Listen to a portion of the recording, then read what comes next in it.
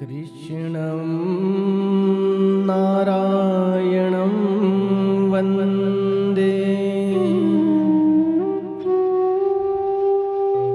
कृष्णं वन्दे व्रजप्रियं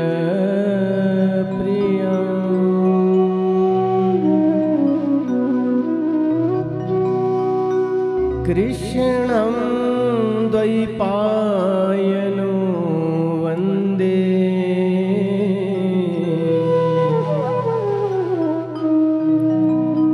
कृष्णं वन्दे पृथासुतं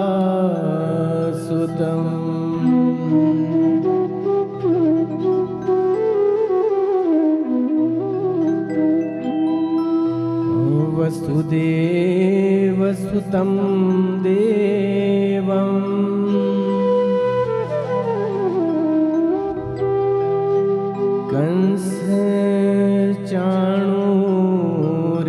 कंसचाणूरमर्दनम्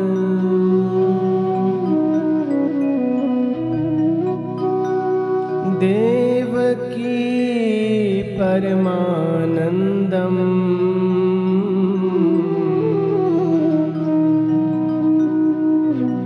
कृष्णं वन्दे जगद्गुरु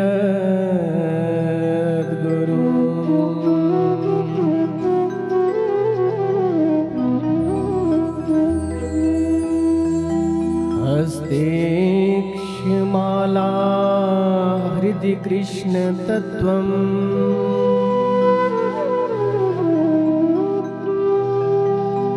जीवाग्रभागे वरराममन्त्रम्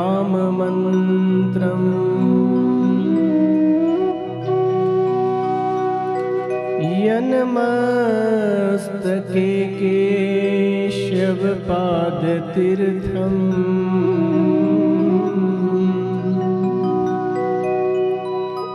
शिवं महाभागवतं नमामि।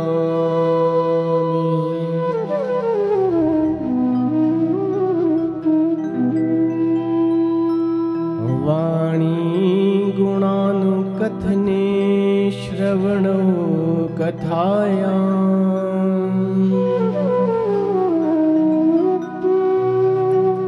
हस्तौ च कर्मसु मनस्तव पादयोर्ना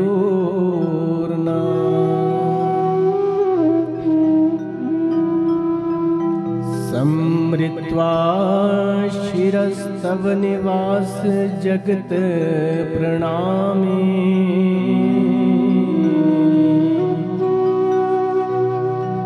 दृष्टि सतां दर्शनेस्तु भवतनूना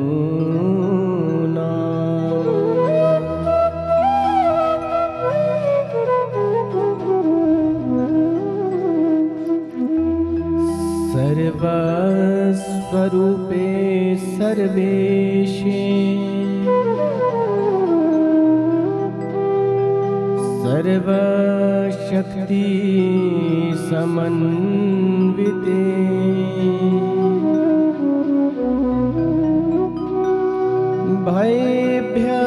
भयभ्यस्त्राहिनो देवी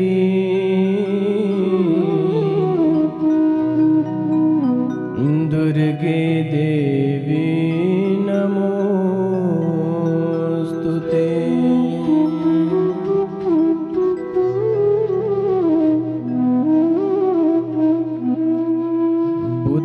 बुद्धिहीन तनु जानिके सुमिरौ पवन कुमार बल बुद्धि विद्या देहु मोहे हरहु क्लेश विकार।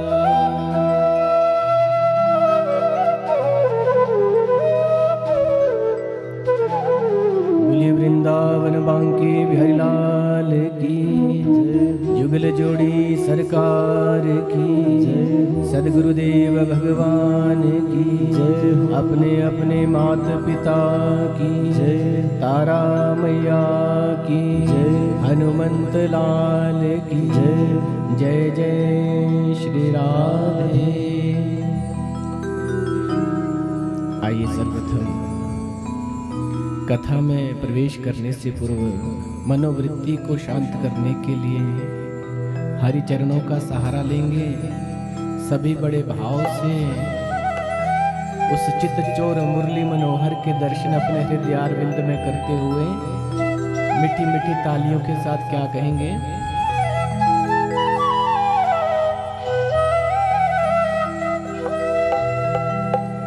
कृष्ण गोविंद गोविंद हे गोपाल नंदलाल। कृष्ण गोविंद गोविंद हे गोपाल नंदलाल। कृष्ण गोविंद गोविंद हे गोपाल नंदलाल। कृष्ण गोविंद गोविंद हे गोपाल नंदलाल। गोविंद गोविंद हे गोपाल नंदलाल। कृष्ण गोविंद गोविंद हे गोपाल नंदलाल। कृष्ण गोविंद गोविंद हे गोपाल नंदलाल। कृष्ण गोविंद गोविंद हे गोपाल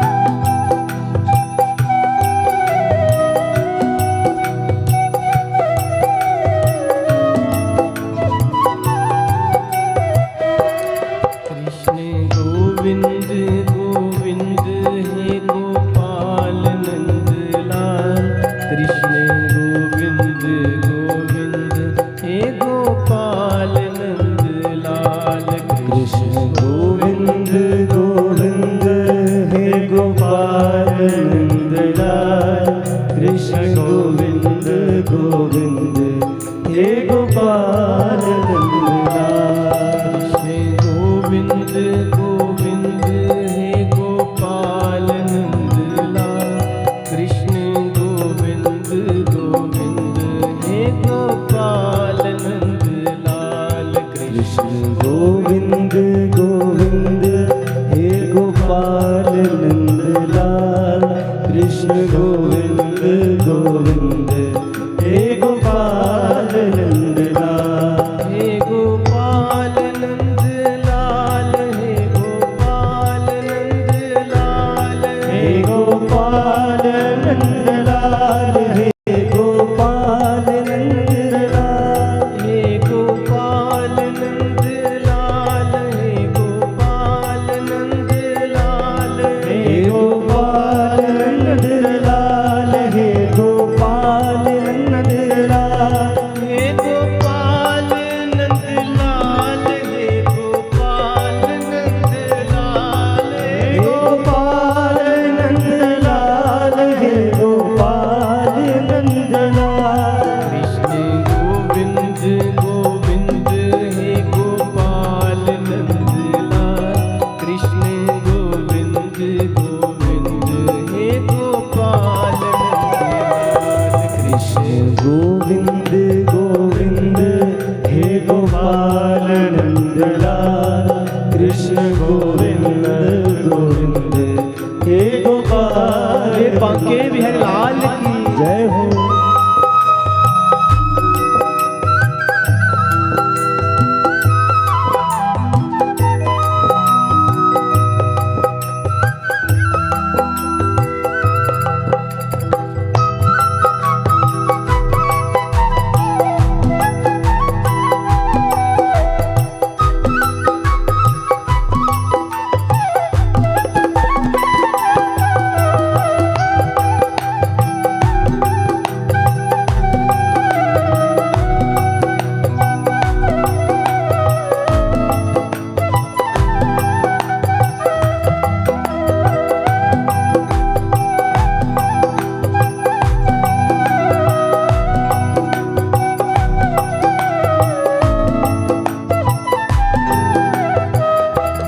कृष्ण गोविंद गोविंद हे गोपाल नंदलाल।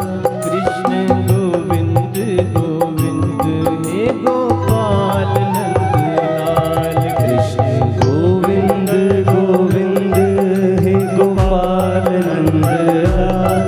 कृष्ण गोविंद गोविंद हे गोपाल नंदलाल। हे गोपाल नंदलाल। हे गोपाल नंदलाल। हे गोपाल नंदलाल। हे गोपाल नंदलाल। हे गोपाल नंदलाल। हे गोपाल नंदलाल। हे गोपाल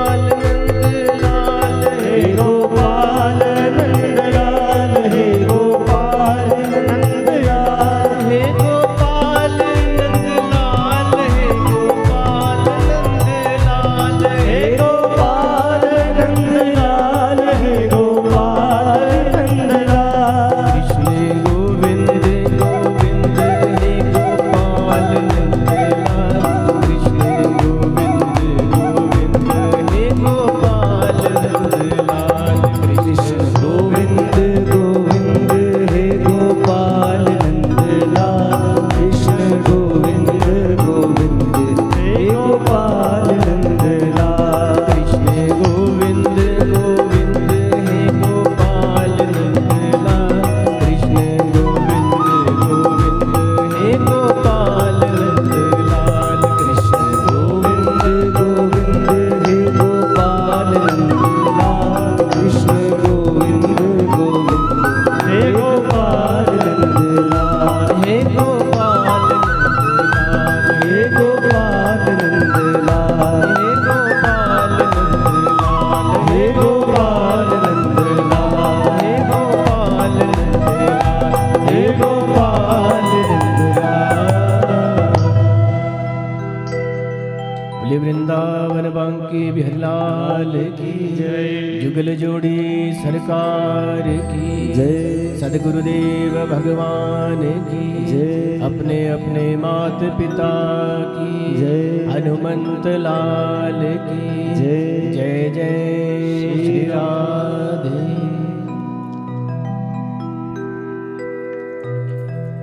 अखिल ब्रह्मांड कोटि नायक आनंद कंद सच्चिदानंद ब्रजचंदर यशोदा नंद नंदन मुरली मनोहर बांके बिहारीलाल की वांगमयी प्रतिस्वरूपा श्रीमद् भागवत महापुराण इस चराचर जगत में प्रत्यक्ष व अप्रत्यक्ष रूप में विराजमान संत व दुज चरणों में मेरा कोटि कोटि वंदन। वह आप सभी के भीतर विराजमान उस परम चेतन परमात्मा के चरणों में भी मेरा कोटि कोटि वंदन। विगत 7 दिवस से वेदी में आवाहित पूजित 33 कोटि देवता, उनके पूजक आराधक, वेदी में विराजमान वेद स्वरूप ब्राह्मण देवता अपनी मीठी मीठी तानों से, मीठी मीठी स्वर लहरियों से माँ वीणा पाणी, माँ शारदा को रिझाने वाले मंच पे आसीन संगीतज्ञ, श्रद्धालु श्रोताओं, श्रद्धामयी माताएं बहनें, वो गोपाल कृष्ण स्वरूप प्यारे प्यारे बच्चों, महात्म्य को मिलाकर के आज हम अष्टम दिवस की कथा में प्रवेश करने जा रहे हैं। कोटि जन्म समुत्थेन पुण्य नैव तु लभ्यते। जब करोड़ों जन्मों के पुण्य पुंज जागृत होते हैं तो गोविंद का ये गुणानुवाद श्रवण करने को मिलता है। संत समागम हरि कथा दोनों दुर्लभ होए, सुत दारा और लक्ष्मी तो पापी के घर भी हुए। भगवान की कथा यदि जीवन में मिल जाए तो इससे बड़ा जीव का कोई धर्म नहीं है और इससे बड़ा कोई पुण्य नहीं है, क्योंकि इस कली काल में जीव के पास इतना समय नहीं और हर काम के लिए समय ही समय, लेकिन भगवान के लिए समय नहीं है। भगवान के लिए समय कब मिलता है? जब जीवन में कोई विपत्ति पड़ती है, तब भगवान की याद आती है।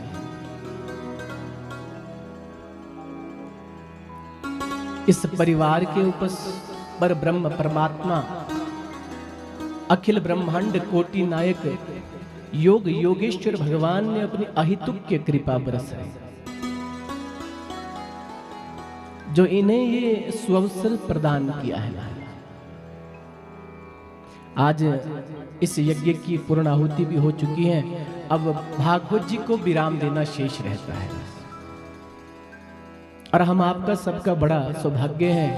आज हमारे बीच में बड़े भाई आचार्य चंदन कृष्ण शर्मा जी का भी आगमन हुआ है, तो आपका व्यास मंच की ओर से भी और यजमान परिवार की ओर से भी इस भागवत पंडाल में हार्दिक स्वागत अभिनंदन है। महाराज, अपने व्यस्त समय होते हुए भी आपने समय निकाला, तो यजमान परिवार के लिए भी आशीष मिल जाएगा और हमें भी थोड़ा सा अपने पुराने दिन याद आ जाएंगे, हम जब वृंदावन में साथ हुआ करते थे।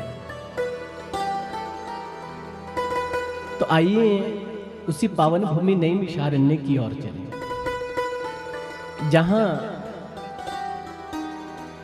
शौनकादिक 88,000 ऋषि अपने नित्य कर्म से निवृत्त होकर के सूजी महाराज जी के मुख से इस पावन कथा का पान कर रहे हैं।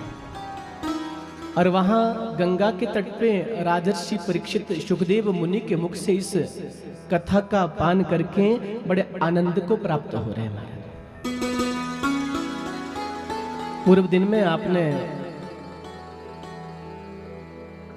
भागवती के अनेक अनेक चरित्रों का श्रवण किया कि किस तरह से भगवान ने गोपियों के मनोरथ को पूर्ण किया। अक्रूर जी का वृंदावन गमन, भगवान का मथुरा जाना, कंस का उद्धार करना और उसके बाद मथुरा व द्वारिकापुरी का निर्माण और मथुरा वासियों को द्वारिका में प्रविष्ट करना, भगवान का प्रवर्षण पर्वत पे जाना और द्वारिका में प्रवेश करना। इसके बाद भगवान ने विदर्भ नरेश की पुत्री रुक्मणी के साथ भगवान का विवाह हुआ। अब भगवान अपना गृहस्थ जीवन प्रारंभ करते हैं महाराज रुक्मणी मैया के साथ। कालांतर में इनके यहाँ एक पुत्र उत्पन्न हुआ जिसका नाम था प्रद्युम्न। शंबरासुर को पता चला कि प्रद्युम्न पैदा हो चुका है, तो शंबरासुर को पता था कि ये मेरी मृत्यु का कारण बनेगा। छोटे से प्रद्युम्न को सूतिका गृह में पलने में रखा था महाराज। ये आया और इस छोटे से बालक को चुरा करके ले गया महाराज। आकाश मंडल में गया और समुद्र में इस बालक को फेंक डाला। इसे हुआ क्या कि एक मछली इस बालक को निगल गई, लेकिन ये प्रद्युम्न इस मछली के उदर में भी जीवित रहे। एक मछुआरे ने जाल डाला और उसके जाल में ये मछली फंस गई महाराज। ये बहुत बड़ी मछली थी। अब ये मछुआरा विचार करने लगा, यदि मैं इस मछली को शंबरासुर को भेंट दूंगा तो राजा प्रसन्न हो जाएगा, ना जाने मुझे क्या इनाम मिल जाए। इस मछली को लेकर के ये मछुआरा शंबरासुर के पास गया। शंबरासुर को भेंट दी तो शंबरासुर प्रसन्न हो गया, खूब इसे अन्न धन दिया महाराज। अब ये मछली शंबरासुर की रसोई में पहुंच गई।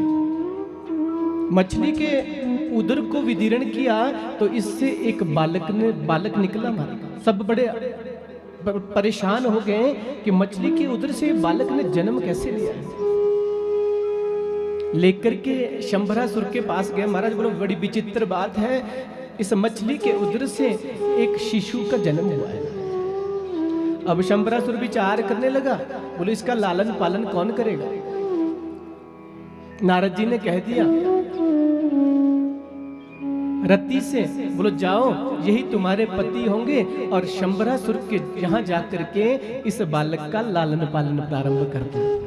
रति आई, बोलो महाराज यदि आपकी आज्ञा हो तो इस बालक को आप मुझे दे दीजिए, मैं इसका पालन पोषण करूंगी। शंबरासुर की रसोई में ये रति रसोई का काम करना प्रारंभ करती है और इस प्रद्युम्न का भी लालन पालन इसने प्रारंभ कर दिया। जब कुछ समय व्यतीत हुआ तो प्रद्युम्न बड़े हो गए महाराज। प्रद्युम्न ने देखा सामने जो देवी है ये है कौन। एक दिन पूछ लिया, बोलो देवी कौन हो, तुम मेरी माता तो लगती नहीं हो। ये बताओ कि तुम जिस तरह से मेरा ये लालन पालन कर रही हो, तुम हो कौन, अपना परिचय तो दो। ये देवी अपना परिचय आज प्रद्युम्न को दे रहे हैं। भवान ही नारायण सूता शंबरेणा हृता गृहा अहम तेधिका पत्नी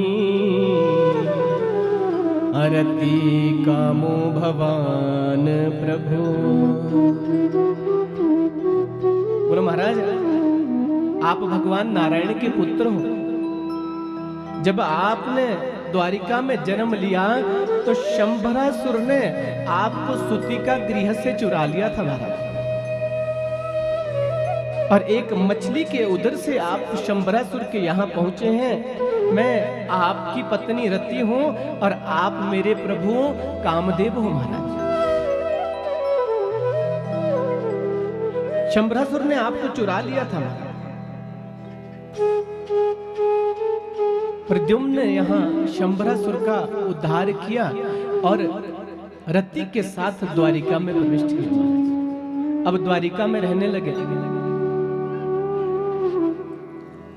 भगवान का एक विवाह रुक्मणी मैया के साथ, एक सत्राजीत नाम का राजा था। भगवान सूर्य का बड़ा अनन्य भक्त था।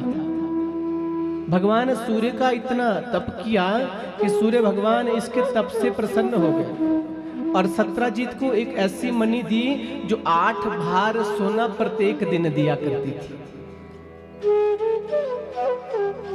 प्रत्येक दिन 8 बार सोना देती थी। एक दिन सत्राजीत ने विचार किया, बोलो क्यों ना कुछ सोना द्वारिकाधीश को भेंट कर दिया जाए। एक दिन ये सत्राजीत उस मणि को गले में धारण करके द्वारिका में पहुंच गए। जैसे ही द्वारिका में पहुंचा तो इस मणि का तेज इतना था कि ऐसा प्रतीत होता था कि साक्षात सूर्य नारायण ही आ गया। अब सत्राजीत द्वारिकाधीश के महल में प्रविष्ट हुआ, प्रणाम किया। सुंदर सत्राजीत का भगवान ने स्वागत किया। सत्राजीत ने जो सोना साथ लाया था भगवान द्वारिकाधीश को भेंट किया। माना द्वारिकाधीश कहने लगे, बोलो सत्राजीत, ना तो तुम इतने बड़े राज्य के राजा हो, तो इतना सोना तुम्हारे पास ये कहां से आता है? सत्राजीत कहने लगा, बोलो सूर्य भगवान ने मुझ पे कृपा की और मुझे एक ऐसी मणि दे रखी है जो प्रत्येक दिन 8 बार सोना दिया करती है हमारा, तो बस उसमें से थोड़ा सा सोना मैंने आपको भेंट दे दिया। द्वारिकाधीश भगवान कहने लगे, बोलो सत्राजीत, यदि बुरा ना मानो तो एक बात तुमसे कहूं, तुम्हारे इतने सोने का क्या काम है और तुम्हारे इस मणि का भी क्या काम? छोटा सा तो तुम्हारा राज्य है। यदि तुम मुझे इस मणि को दे दो तो मेरे इस राज्य की भली प्रकार से देख रेख हो पाएगी, भरण पोषण हो पाएगा। सत्राजीत ने कह दिया, बोलो प्रभु क्षमा करें आप, मैं मणि तो आपको नहीं दे सकता हूं। हाँ, यदि कुछ सोना लेने की इच्छा हो तो मैं आपको सोना भेंट कर सकता हूं। खूब चर्चा द्वारिकाधीश भगवान और सत्राजीत में हुई और सत्राजीत वहां से विदा लेकर के अपने राज्य में पहुंच गए। जैसे ही राज्य में सत्राजीत पहुंचा तो सत्राजीत ने अपनी मणि उतारी और अपने सिंहासन के ऊपर रख दी, अन्य कार्यों में लग गया। इतने में सत्राजीत का छोटा भाई प्रसेनजीत आ गया।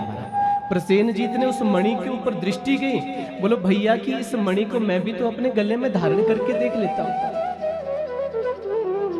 प्रसेनजीत की ने उस मणि को गले में धारण किया और शिकार खेलने के लिए अपने सैनिकों के साथ चला गया। शेर का शिकार करना चाहा, लेकिन शेर का शिकार बन गया महाराज ये प्रसेनजीत। इस शेर ने इस प्रसेनजीत को मार डाला। अब घसीटते घसीटते इसे गुफा की ओर ले जाने लगा तो इस गुफा में एक भालू रहते थे, उसने इस प्रसेनजीत को भी मार डाला, इस शेर को भी मार डाला। मारा गले में मणि दिखाई दी, उस मणि को निकाला, भीतर गुफा के लिए गया। भीतर इसकी एक कन्या थी, उस कन्या को इस मणि को खेलने के लिए दे दिया। सत्राजीत को जब ध्यान आया, मणि देखने आया तो सिंहासन के ऊपर मणि नहीं मिली। मारा इधर उधर खोजी, कहीं मणि नहीं मिली तो सत्राजीत को ध्यान आ गया, बोले द्वारिकाधीश भगवान की दृष्टि उस मणि के ऊपर थी, लगता है द्वारिकाधीश ने उस मणि को चुरा लिया। भगवान पे चोरी का इल्जाम लग गया। कानों कान खबर कहां, द्वारिका में पहुंच गए। द्वारिकाधीश को पता चला तो द्वारिकाधीश उस मणि को खोजने के लिए निकल गए। चोरी का इल्जाम क्यों लगा? क्योंकि कलंक चतुर्थी के चंद्रमा के दर्शन द्वारिकाधीश ने किए थे, जिसे हम पत्थर चौथ कहते हैं,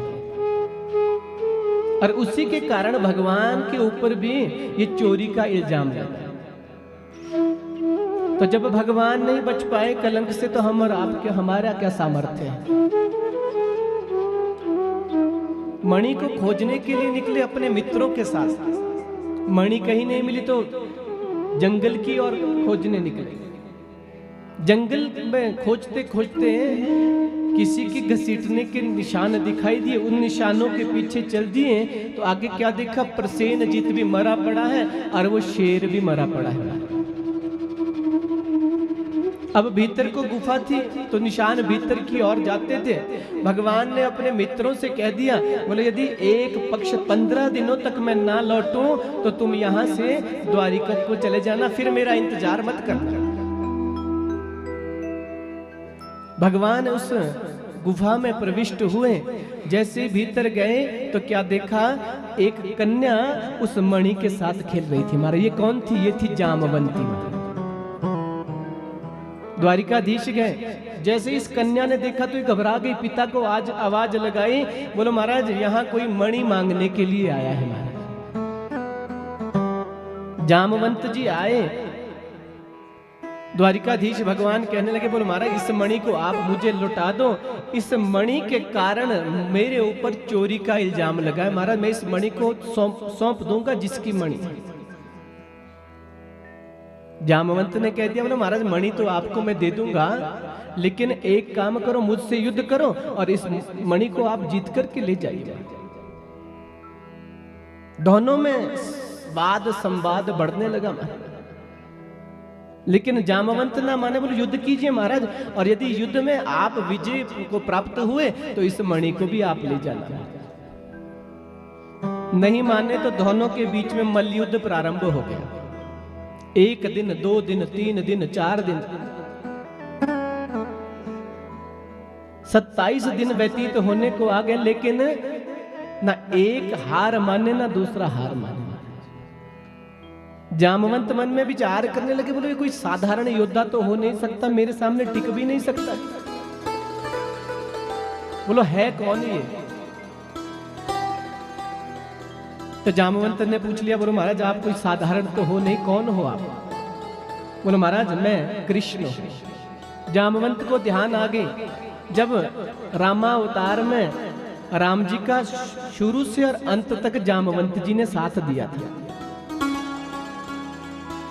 और जब रावण को जीत करके अयोध्या की ओर आ रहे थे तो जामवंत का मुखमंडल मुरझाया हुआ था। महाराज राम जी की दृष्टि गई,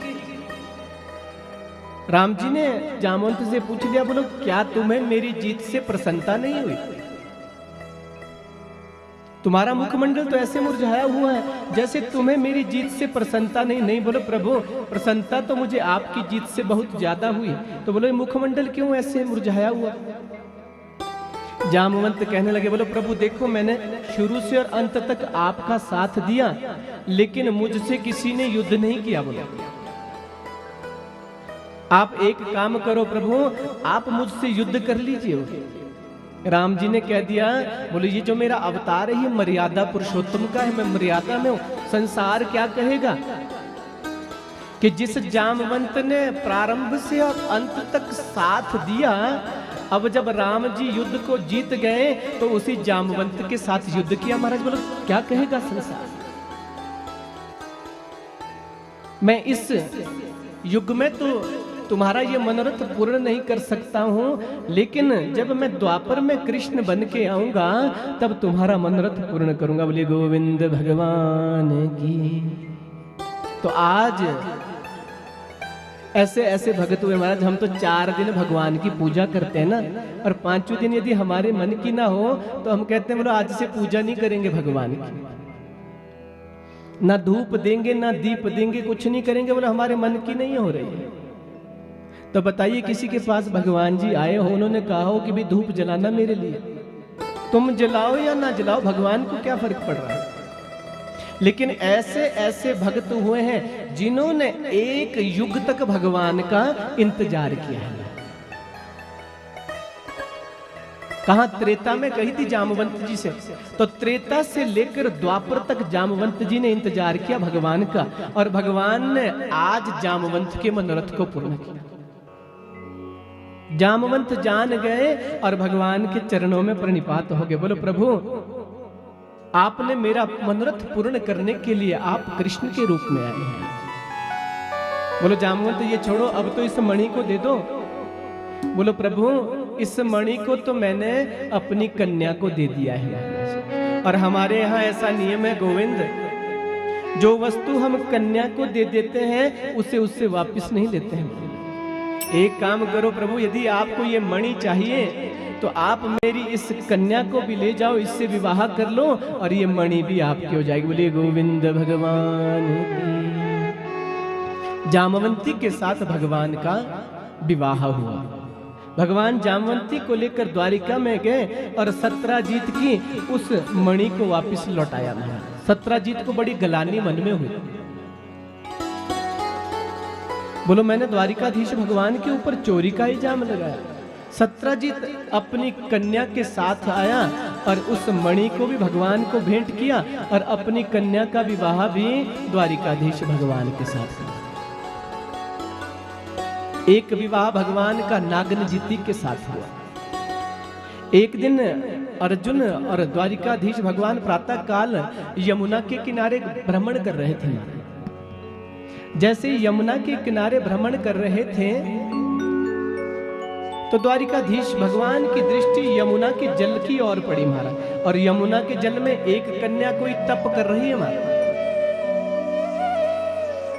द्वारिकाधीश भगवान ने अर्जुन से कह दिया, बोलो जाके पूछो तो सही ये देवी कौन है जो इस यमुना के जल में तप कर रही है। अर्जुन गए, बोलो कौन हो देवी तुम? तो ये देवी अपना परिचय देती है अर्जुन को। अहम देवस्य सवितुर दुहिता दुहिता पति मिच्छति विष्णु वरेण्य वरदः तपः परम मास्तिता। बोलो अहम सवितुर, मैं भगवान सूर्य की पुत्री हूं और कालिंदी मेरा नाम है महाराज। मैं भगवान विष्णु को पति के रूप में प्राप्त करने के लिए तप कर रही हूं। अर्जुन आए, बोलो महाराज ये भी आपसे विवाह करना चाहते।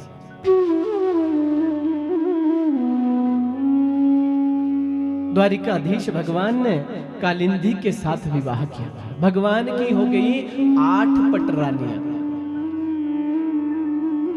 एक भौमासुर नाम का राजा था और उसने क्या संकल्प क्या प्रतिज्ञा कर रखी थी कि जब तक जिस भी राजा को जीतता था उस राज्य की राजकुमारी को लाकर के कारागार में डाल देता था। और ऐसा संकल्प कर रखा था कि जब 16,100 हो जाएगी तो एक साथ सबके साथ विवाह करूंगा। जिस भी राज्य को जीतता वहां की राजकुमारी को लाता और कारागार में डाल देता।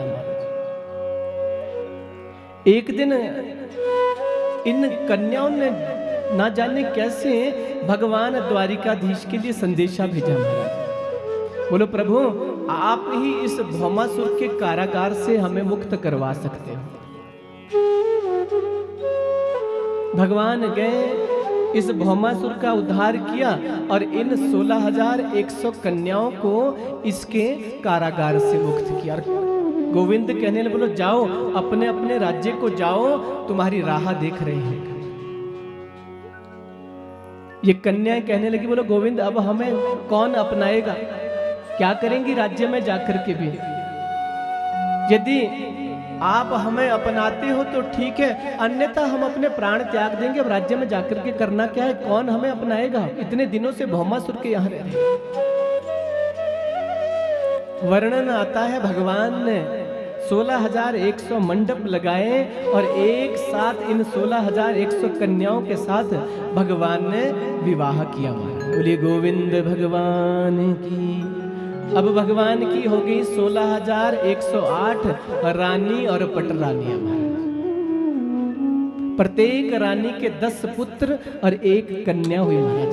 जोड़ आप करते रहना बाद में महाराज, क्योंकि मुझे तो पता नहीं, आप जोड़ते रहना क्यों। भगवान का अब गृहस्थ प्रारंभ हुआ, संतानें हो गई। एक दिन द्वारिकाधीश भगवान अपने पुत्रों के साथ भ्रमण करने के लिए निकले। भ्रमण करने के लिए निकले तो भगवान तो एक वृक्ष के नीचे आसन लगा करके बैठ गए। भगवान के कृष्ण के पुत्र इधर उधर भ्रमण करने लगे, घूमने लगे। कहां? एक कुएं के पास पहुंचे महाराज। और इस कुएं से किसी के कहराने की आवाज आ रही है, कोई विपत्ति में फंसा हुआ है। जैसे कृष्ण पुत्रों के कानों में किसी के कहराने की आवाज सुनाई दी तो वो उस ओर बढ़ने लगे महाराज। जैसे कुएं में देखा तो एक जीव उल्टा लटका हुआ है, बड़ी कोशिश की निकालने की, लेकिन ये इस जीव को ऊपर नहीं निकाल पाए। भगवान कृष्ण के पास गए, बोलो प्रभु चलिए, एक जीव बड़ी बुरी स्थिति में फंसा है, उल्टा होकर के लटका हुआ है हमारा।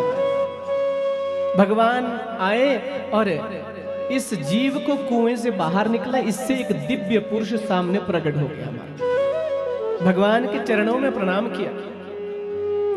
भगवान पूछने लगे, बोलो कौन हो तुम, और जो गिरगिट की योनि में पड़े उल्टे लटके हो कौन तुम? तो ये अपना परिचय देता है महाराज। नृगो नाम नरेंद्रो हम, इक्ष्वाकु तनयो प्रभु, दानिष्वख्यायमानेषु यदि ते कर्णं स्पृशम्। बोलो महाराज, नृगो नाम नरेंद्रो हम, मैं नृग हूं और राजाओं में मैं श्रेष्ठ हूं महाराज। मैं इक्ष्वाकु कुल का इकलौता वारिस हूं, हमारा नृग मेरा नाम है। इसे अपना अभिमान था अपने धन के हमारा। और क्या कहने लगा भगवान से कि दानिश्व ख्याय मानेशु, बोलो दानियों में मेरा नाम सबसे आगे आता है। बोलो गोविंद यदि ते कर्णम स्पृशम, आपके कानों ने भी तो मेरा नाम सुन रखा होगा। द्वारिकाधीश भगवान हंसने लगे इसके ऊपर। बोले नृग तू बड़ा दानी बनता है अपने को, और यदि तू इतना बड़ा दानी होता तो तू गिरगिट बन के थोड़ी ना लटका होता। तूने पक्का किसी के साथ छल किया होगा जिसके कारण तुझे इस गिरगिट की योनि में पड़ना पड़ा। नृग कहने लगा, बोले महाराज मैंने कोई छल नहीं किया किसी के साथ। बोले तो गिरगिट क्यों बना? नृग कहने लगा, एक दिन हुआ क्या महाराज, एक ब्राह्मण देवता मेरे राज्य में आ गए। उन्होंने मुझसे गाय की याचना की कि मुझे एक गाय दे दीजिए और मुझे कुछ नहीं चाहिए। मैंने ब्राह्मण देवता से कह दिया आप गौशाला में जाएं और जो भी गाय आपको पसंद आए उस गाय का दान मैं आपको कर दूंगा। बोलो तूने बूढ़ी गाय का दान दिया होगा, ऐसी गाय दान की होगी जो किसी काम की नहीं होगी। पहले पहले ऐसा ही होता था महाराज हमारे भी, अब तो खैर गायों की बात ही चली गई। पहले क्या होता था, जो घर में सबसे बिगड़ी हुई गाय होती थी, जो किसी काम की नहीं होती थी और कहीं दी नहीं जाती थी, तो क्या विचार करते थे सब, बोलो अच्छा कहीं नहीं दी जाती है, एक काम करते हैं, बोलो प्रोई जी को दान कर देते हैं। बोले गोविंद भगवान की। तो प्रोई जी बेचारे कहाँ जाए, गाय घर में आती थी तो घर में भी गालियां सुनने को मिलती थी। ऐसी गाय का दान दिया जाता था और बनते कैसे हैं हम अपने को कि हमारे बराबर तो कोई दानी दूसरा नहीं है। महाराज हमने तो गोदान किया, पर ये पता नहीं कि पुरोहित जी से पूछो कि कैसी गाय का दान किया, घर में जाकर गाली सुननी पड़ती है। लेकिन अब तो बात ही चली गई महाराज गायों की, क्योंकि अब गाय पालने का तो रहा ही नहीं, वो तो सड़कों पे घूम रही है। गाय तो छोड़ो, पहले गाय छोड़ी फिर बैल छोड़े। अब एक बात बताऊं मैं आपको, हमने देखा हमारे बुजुर्गों ने छोड़ी गाय और हमने छोड़े बैल, तो अब जो हमारी जो तीसरी पीढ़ी आएगी ना, उन्हें क्या पता है कि क्यों छोड़ रहे हैं भैया। उन्होंने सोचा कि दादाजी ने छोड़ी थी गाय, पिताजी ने छोड़ दिए बैल, लगता है बोलो ये हमारी कुल की परंपरा चली हुई कि कुछ ना कुछ छोड़ना पड़ेगा। तो ध्यान रखिएगा ना, छोड़ने के लिए गाय बची ना बैल बचे, तो बच्चों ने कुछ ना कुछ तो छोड़ना है। आप ध्यान रख दीजिए, ये वृद्ध आश्रम ऐसे नहीं बने हुए, ध्यान रखना एक ही रास्ता है, दूसरा रास्ता कोई भी नहीं है हमारा। तो बोलो तूने ऐसी गाय का दान किया होगा जो किसी काम की नहीं होगी। बोलो नृग कहने लगा, बोले ऐसी गाय का दान नहीं किया हमारा। बोलो तब क्यों तुझे गिरगिट बनना पड़ा। पयस्वनी तरुणी शील रूपा गुणोपपन्ना कपिला हेम श्रृंगी। बोलो महाराज, मैंने दूध देने वाली गाय का दान दिया और नई जो गाय थी नव यौवन उसका दान दिया। कपिला हेम श्रृंगी महाराज, कपिला गाय का दान दिया महाराज मैंने। और ऐसे नहीं दिया, सब प्रकार से आभूषणों से जड़ करके मैंने उस गाय का दान दिया। तो बोलो 2 नंबर की गाय होगी पक्का, तुमने किसी को ठगा होगा। बोलो नहीं महाराज, न्याय अर्जिता, मैंने न्याय से उस गाय को अर्जित किया था और वो मैंने सभी प्रकार के आभूषणों से जटिल करके और खूब धन दे करके उस गाय का दान उन ब्राह्मण देवता को दिया। भगवान हंसने लगे, बोलो तो गिरगिट थोड़े ही बनता, जरूर गड़बड़ तो तूने जरूर की होगी। बोलो महाराज, उस गाय को लेकर के ब्राह्मण देवता गए, अपने आश्रम में उस गाय को बांधा। 10-15 दिनों तक तो उस गाय को बांधे रखा। अब ब्राह्मण देवता विचार करने लगे, बोलो अब तो इसे मेरे यहाँ की आदत हो गई है, अब ये कहीं जाने वाली नहीं है। एक दिन महाराज उन्होंने उस गाय को खूंटी से खोल दिया महाराज, रस्सी से, और वो गाय दौड़ करके मेरी उन गायों के बीच में आकर के मिल गई महाराज। इतने में संयोगवश क्या हुआ कि एक दूसरे ब्राह्मण देवता गाय की याचना के लिए आए, गाय मांगी, मैंने कह दिया जो पसंद आए वो गाय मैं आपको दे दूंगा। उन्हें भी महाराज वही गाय पसंद आ गई, लेकिन इस बात का मुझे कुछ भी ज्ञान नहीं था। मैंने उस गाय का दान दूसरे ब्राह्मण देवता को दे दिया। जब वो उस गाय को लेकर के जा रहे थे तो पहले वाले ब्राह्मण देवता अपनी गाय को खोजते हुए आ रहे थे। अब जब दोनों सामने मिले तो पहले वाले ब्राह्मण देवता अपनी गाय को पहचान गए, बोलो ये तो मेरी गाय है। दोनों में वाद विवाद बढ़ने लगा, ना एक माने ना दूसरा। बोलो ये मेरी गाय, बोलो नहीं ये तो मुझे नृग ने दान किया। बोलो चलो उसी नृग के पास चलते हैं। महाराज वो दोनों ब्राह्मण देवता उस गाय को लेकर के मेरे पास पहुंचे तो मुझसे पहले वाले पूछने लगे, बोलो बताओ राजन, ये गाय तुमने मुझे दान दी थी या नहीं दी थी? लेकिन मुझे इस बात का ज्ञान नहीं था, मैं महाराज कुछ भी नहीं कह पाया। नीचे की ओर मुख किया था, ब्राह्मण देवता को क्रोध आया, बोलो जा, हमसे ठगी करता है, हम तुम्हें शाप देते हैं कि जाओ तुम्हें गिरगिट बनना पड़ेगा। महाराज उन्हीं के शाप से मैं इस कुएं में लटका हुआ था महाराज, लेकिन मैंने ब्राह्मण देवता के चरणों को पकड़ लिया कि महाराज मैंने जानबूझ के कुछ नहीं किया, अज्ञानता वर्ष मुझसे ये हो गया है महाराज। तो दया आ गई, बोलो गिरगिट तो तुझे बनना पड़ेगा, लेकिन तेरा उद्धार करने के लिए स्वयं गोविंद आएंगे। महाराज आज आपकी कृपा प्रभु मुझ पे हुई और मुझ नृग का आपने उद्धार कर दिया। महाराज इस नृग का भगवान ने उद्धार किया। महाराज नारद जी एक दिन विचार करने लगे, बोलो संसारी एक पत्नी के साथ भी सुखी नहीं रहता है और भगवान की 16,108 रानियां और पटरानियां, तो भगवान कैसे रहते होंगे? अब नारद जी के मन में क्या उत्कंठा जागी कि मुझे तो भगवान का गृहस्थ देखना है कि कैसे भगवान का गृहस्थ चलता है। तो नारद जी प्रातः काल ही ब्रह्म मुहूर्त में 4 बजे ही द्वारिका में पहुंच गए, रुक्मणी मैया के महल में गए। जैसे माँ ने दरवाजा खोला तो माँ सामने आई, नारद जी ने प्रणाम किया। बोलो नारद आज सुबह सुबह कहाँ से? बोलो मैया यहाँ से जा रहा था, सोचा बोलो श्याम सुंदर से मिलके जाऊं, हमारे प्रभु कहाँ हैं? तो माँ क्या कहती है? बोलो अभी अभी बिस्तर से जाग रहे हैं और स्नान करने के लिए जा रहे हैं। आओ नारद बैठो, बड़े दिनों के बाद। बोलो नहीं नहीं मैया, बस मैं चलता हूं, मुझे तो जाना है। फिर वहां से नारद जी चलती है, अब दूसरी रानी के दरवाजे पे पहुंच गए। फिर दरवाजा खोला तो मैया सामने आई, प्रणाम किया। बोलो आओ नारद बैठो। बोले नहीं नहीं, हमारे प्रभु कहाँ हैं? बोलो स्नान कर करके आए हैं और बस अभी अपना श्रृंगार कर रहे हैं। आओ नारद बैठो। बोलो नहीं मैया, इतना समय नहीं, मैं जा रहा हूं। तीसरी रानी के दरवाजे पे पहुंच गए।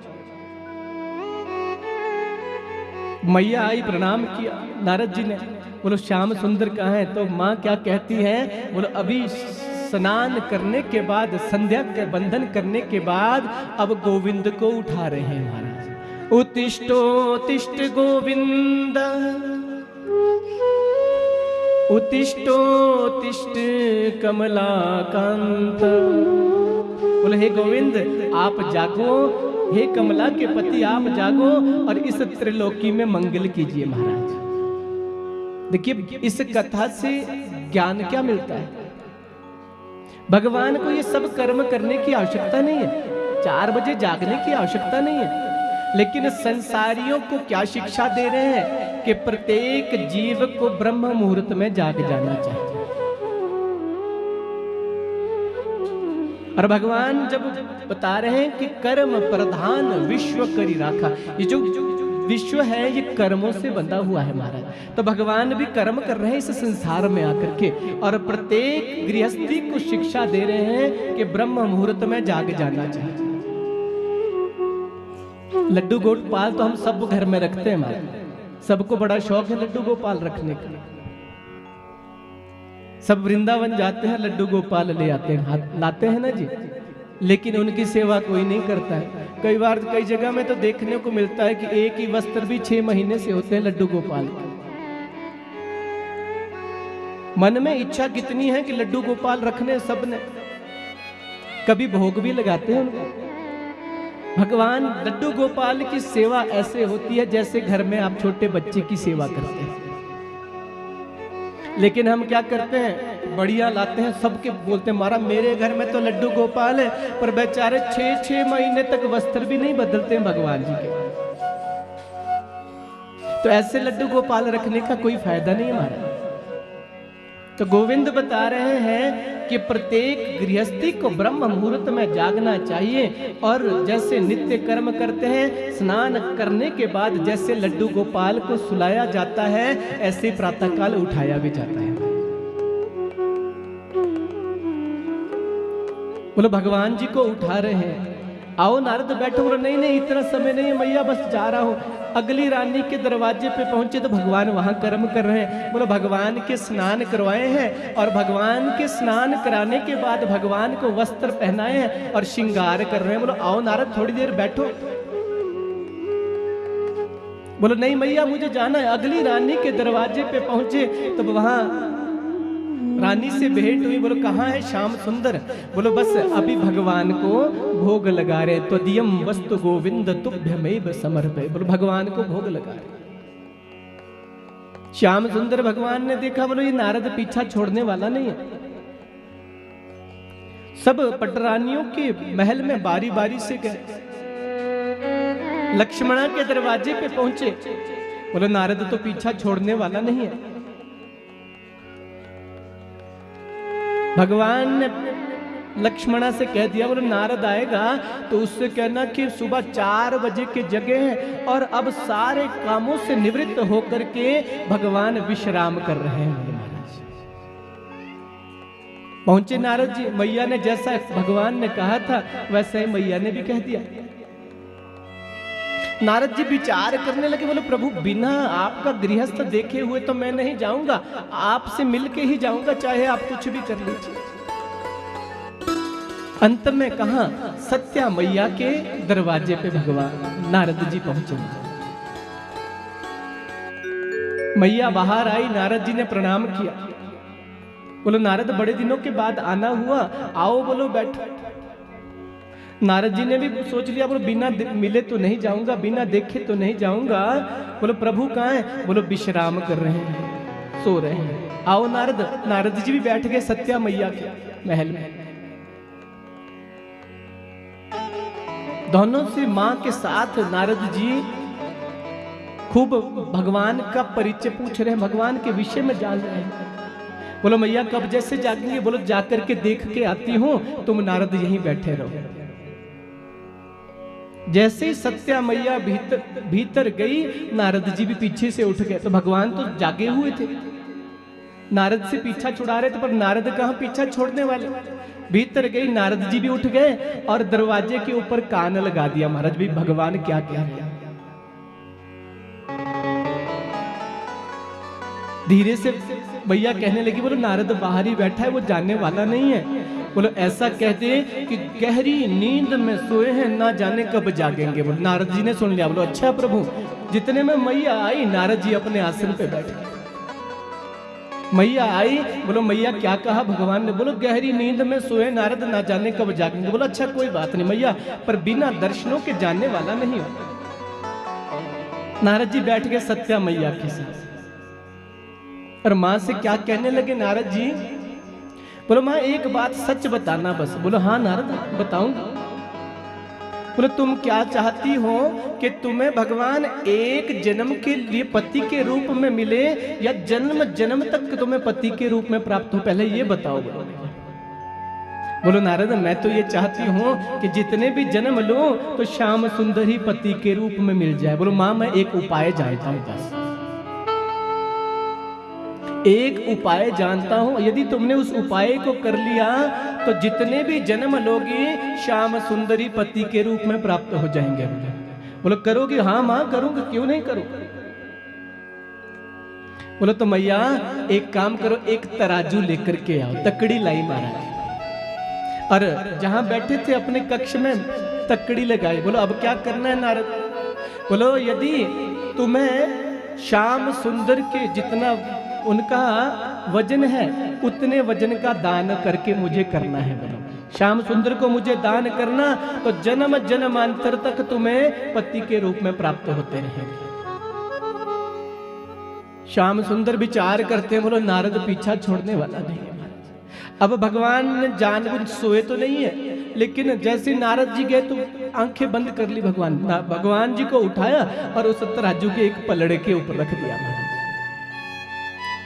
अब पलड़े पे रखा तो पलड़ा तो नीचे झुक गया जिस पे भगवान विराजमान थे। बोलो मैया अब इस पलड़े को बराबर करना है। और बोलो कैसे। बोलो जितना भी तुम्हारे पास अन्न है, धन है, जितने भी तुम्हारे पास जो भी गहने हैं, अलंकार है, सब इस पे रख दो। अब लगी मैया ढोने सारे जितने थे महल में, पसीने से पूरी पसीज गई, लेकिन वो पलड़ा बराबर ना हो। महाराज जितना भी धन था, जो कुछ था, वो सब रख दिए, लेकिन श्याम सुंदर का पलड़ा नीचे। नारद जी ने देखा कि माँ पसीने से पसीज गई है, पूरी मेहनत कर रही है, लेकिन ये पलड़ा बराबर होने वाला नहीं। बोलो मैया एक बात बताऊं, ये पलड़ा ऐसे बराबर होने वाला नहीं है। बोलो फिर क्या करना पड़ेगा नारद, अब तो कुछ है भी नहीं मेरे पास।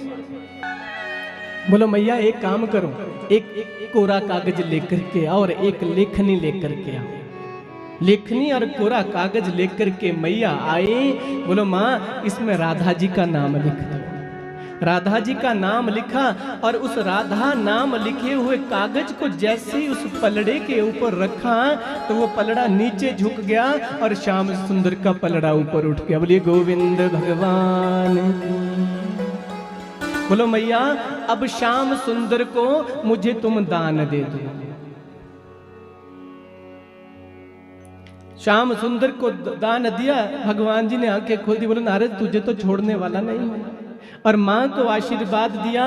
बोलो माँ जन्म जन्मांतर तक गोविंद ही पति के रूप में तुम्हें प्राप्त होते रहे।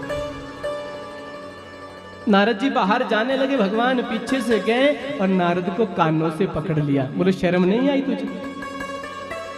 मैं तेरे पिता का भी पिता हूँ, अपने दादा का गृहस्थ देखने में तुझे शर्म नहीं आई? लाज बिल्कुल नहीं रह गई। नारद जी कहने लगे, बोले प्रभु क्या करूं?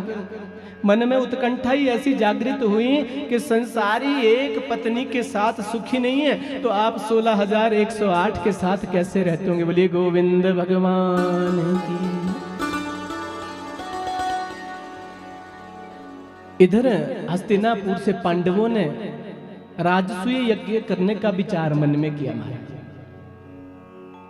तो राजसूय यज्ञ करने के लिए एक निमंत्रण द्वारिकाधीश भगवान को भेजा। बोलो प्रभु आप आए और आप हमारा मार्ग प्रशस्त कीजिए कि बताइए कैसे कैसे राजसूय यज्ञ की तैयारियां करेंगे। द्वारिकाधीश भगवान भी चले, हस्तिनापुर में पहुंच गए। पांडवों के साथ भेंट हुई। युधिष्ठिर ने भगवान के सामने प्रस्ताव रखा, बोले प्रभु हम राजसूय यज्ञ करना चाहते हैं। द्वारिकाधीश भगवान ने सुना, बोलो वो तो बात ठीक है, लेकिन राजसूय यज्ञ तो वही कर सकता है जिसने समस्त राजाओं को जीत लिया हो। महाराज क्या तुमने सब राजाओं को जीत लिया? बोलो महाराज वैसे तो सबको ही जीत लिया। बोलो नहीं, एक राजा अभिशेष है, कौन? जरासंध महाराज। एक काम करो, आप पूरी तैयारियां करो, मैं अर्जुन और भीम जरासंध के यहां जाते हैं। एक निमंत्रण वृंदावन में ब्रजवासियों के लिए भी भेजा महाराज। ब्रजवासी भी प्रसन्न हो गए। बोलो बड़े दिनों के बाद श्याम सुंदर के दर्शन होंगे महाराज, हम जरूर जाएंगे।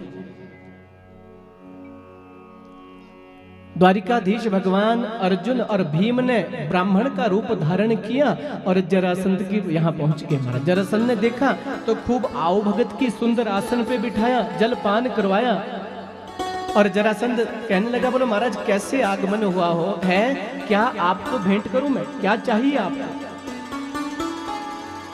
द्वारिकाधीश भगवान ने कह दिया, बोलो और तो कुछ नहीं चाहिए महाराज, यदि आप कुछ देना चाहते हो तो हम आपसे युद्ध करना चाहते हैं महाराज। और वो भी कैसा युद्ध? बोलो सेना का युद्ध नहीं, मल युद्ध करना चाहते हैं। युद्धो न देहि राजेंद्र द्वंद्वशो यदि मन्यसे युद्धार्थिनं वयं प्राप्ता राजन्यानान कांक्षिण। बोलो युद्ध करना चाहते हैं और युद्ध भी कैसा करना चाहते हैं? युद्धो ना देहि राजेंद्र, सेना का युद्ध नहीं करना है। द्वंद्वशो यदि मन्य से, केवल द्वंद्व युद्ध करना है महाराज। जरासंध ने सुना तो जरासंध कहने लगा, बोले तुम ब्राह्मण तो हो नहीं सकते हो जो युद्ध की बात कर रहे हो। पहले ये बताओ कि तुम हो कौन? क्या कहीं तुम वही छलिया कृष्ण तो नहीं हो जो युद्ध की भूमि से पीठ दिखा करके भाग गया था? बोलो कौन हो तुम? अपने रूप में आए भगवान। बोलो हाँ मैं वही हूं। तो जरासंध कहने लगा, बोले तुमसे तो मैं युद्ध करने वाला नहीं हूं, क्योंकि तुम तो पीठ दिखा करके भागे हो। और रही बात इस अर्जुन की, तो अर्जुनो ना भवेत योद्धा, ये तो मुझे योद्धा ही नहीं लगता है। बोलो दुबला पतला सा है। हाँ एक बात है कि भीम तुल्यो बलो ममा, ये जो भीम है ना, ये मुझे अपने जैसा बलशाली लगता है, इसके साथ मैं युद्ध करूंगा। बोलो तुमसे नहीं करूंगा। सूर्य उदय होने को आया। बोलो कल सूर्य उदय के साथ युद्ध प्रारंभ होगा। अभी सूर्य अस्त हो चुका है, आप विश्राम कीजिए महाराज। कक्ष में गए तो भीम को बड़ा अभिमान हो गया महाराज अपने ऊपर। बोलो देखा प्रभु, आपसे तो युद्ध करने के लिए बिल्कुल मना कर दी, पर अर्जुन को भी मना कर दिया। बोलो ये तो है ही नहीं, योद्धा ही नहीं है। और देखो बोलो महाराज मैं ही एक योद्धा हूं। भगवान मन में विचार करते हैं, बोलो भीम तुझे पता लग जाएगा बस। सूर्य उदय के साथ रंगशाला में जरासंध और भीम आमने सामने मार, द्वंद्व युद्ध होने लगा धनों में। सूर्य उदय के साथ युद्ध प्रारंभ हो और सूर्य अस्त के साथ युद्ध को विराम दिया जाता था। 1 दिन 2 दिन 3 दिन 15 दिन 16 दिन व्यतीत हो गए। अब भीम का शरीर जवाब देने लगा महाराज। सूर्य अस्त के साथ युद्ध को विराम हुआ तो जैसे ही शयन कक्ष में गए तो भीम द्वारिकाधीश भगवान से कहने लगा, बोलो प्रभु मुझे लगता है कल का सूर्य मेरे जीवन का अंतिम सूर्य होगा। द्वारिकाधीश भगवान कहने लगे, बोलो तू तो इतना बलशाली है, किस बात की चिंता हो रही है तुझे? तुम तो ये कहते हो कि मेरे जैसा तो कोई योद्धा ही नहीं है। बोलो प्रभु आप मुझ पे कृपा कीजिए, अन्यथा कल का जीवन मेरे जीवन का अंतिम होगा, हमारा दिन होगा। द्वारिकाधीश भगवान ने भीम से कह दिया, बोलो जब तुम कल युद्ध करने जाओगे तो बीच में मेरी ओर देखना, जैसा मैं कहूंगा तुम वैसा ही करना। सूर्य उदय के साथ युद्ध प्रारंभ हुआ, दोनों में युद्ध होने लगा तो भीम का शरीर जवाब देने लगा। भीम ने जैसे द्वारिकाधीश भगवान की ओर देखा, भगवान ने एक घास का तिनका उठाया और उसे बीच में से चीर डाला और पृथक पृथक दिशाओं में फेंक दिया। भीम समझ गया। भीम ने जांघों से जरासंध को पकड़ा और बीचों बीच चीर डाला और पृथक पृथक दिशाओं में फेंक डाला और इस जरासंध का उद्धार कर दिया। जरासंध के पुत्र को राज्य बनाया गया और इस राजसूय यज्ञ में आने का निमंत्रण दिया। इधर भीम विचार करने लगा, बोलो जरासंध जैसे राजा को मैंने हराया है तो इसकी कोई ना कोई निशानी तो ले ही जानी पड़ेगी। तो भीम ने जरासंध के उस मुकुट को रख लिया। द्वारिकाधीश ने खूब समझाया लेकिन भीम नहीं माना महाराज। उस मुकुट को लाया और उस मुकुट को अपने कोष में रख दिया। इधर राजसूय यज्ञ होने लगा। अगर पूजा की बारी आई कि किसकी पूजा की जाए तो द्वारिकाधीश भगवान का नाम सामने आया। जैसे द्वारिकाधीश भगवान का नाम लिया तो उसी सभा में शिशुपाल बैठा हुआ था। शिशुपाल ने गालियां प्रारंभ कर दी। भगवान ने 100 गालियों तक क्षमा किया। जैसे ही 100 पूरी की तो इस शिशुपाल का भगवान ने उद्धार कर दिया। अब सबको काम सौंपे गए। भगवान विचार करने लगे, बोलो दुर्योधन ईर्ष्या रखता है, इसलिए इसको ऐसा काम दिया जाए जहां 1 लगना हो वहां ये 10 लगाएगा। तो दुर्योधन को दिया गया कोष का काम, हमारा धन सौंपा गया, कोषाध्यक्ष बनाया। बोलो ये ईर्ष्या में पांडवों के इस खजाने को खाली करने की सोचेगा, जितना लगाएगा ये उतना ही बढ़ता जाएगा। भीम को बनाया रसोईया, बोलो खुद भी स्वयं भी खूब पाता है तो औरों को भी खूब पवाएगा। और भगवान ने सबको काम सौंपे, अंत में अपने को काम लिया क्या, झूठी पत्तल उठाने का महाराज। राजसूय यज्ञ प्रारंभ हुआ। वृंदावन से भी राधा रानी के सहित ब्रजवासी पहुंचे। एक दिन द्वारिकाधीश भगवान अपने शयन कक्ष में विश्राम कर रहे थे। माँ रुक्मणी के मन में उत्कंठा जागृत हुई। बोलो राधा रानी आई है तो हमें भी राधा रानी से मिलने के लिए जाना है। रुक्मणी मैया आई, भगवान के चरणों में बैठ गई, चरणों को दबाने लगी। द्वारिकाधीश भगवान से कहने लगी, बोलो प्रभु यदि आपकी आज्ञा हो तो हमने राधा जी का नाम सुन रखा है, उनके दर्शन करने हैं महाराज। बोलो जाना जरूर देवी, लेकिन खाली हाथ मत जाना,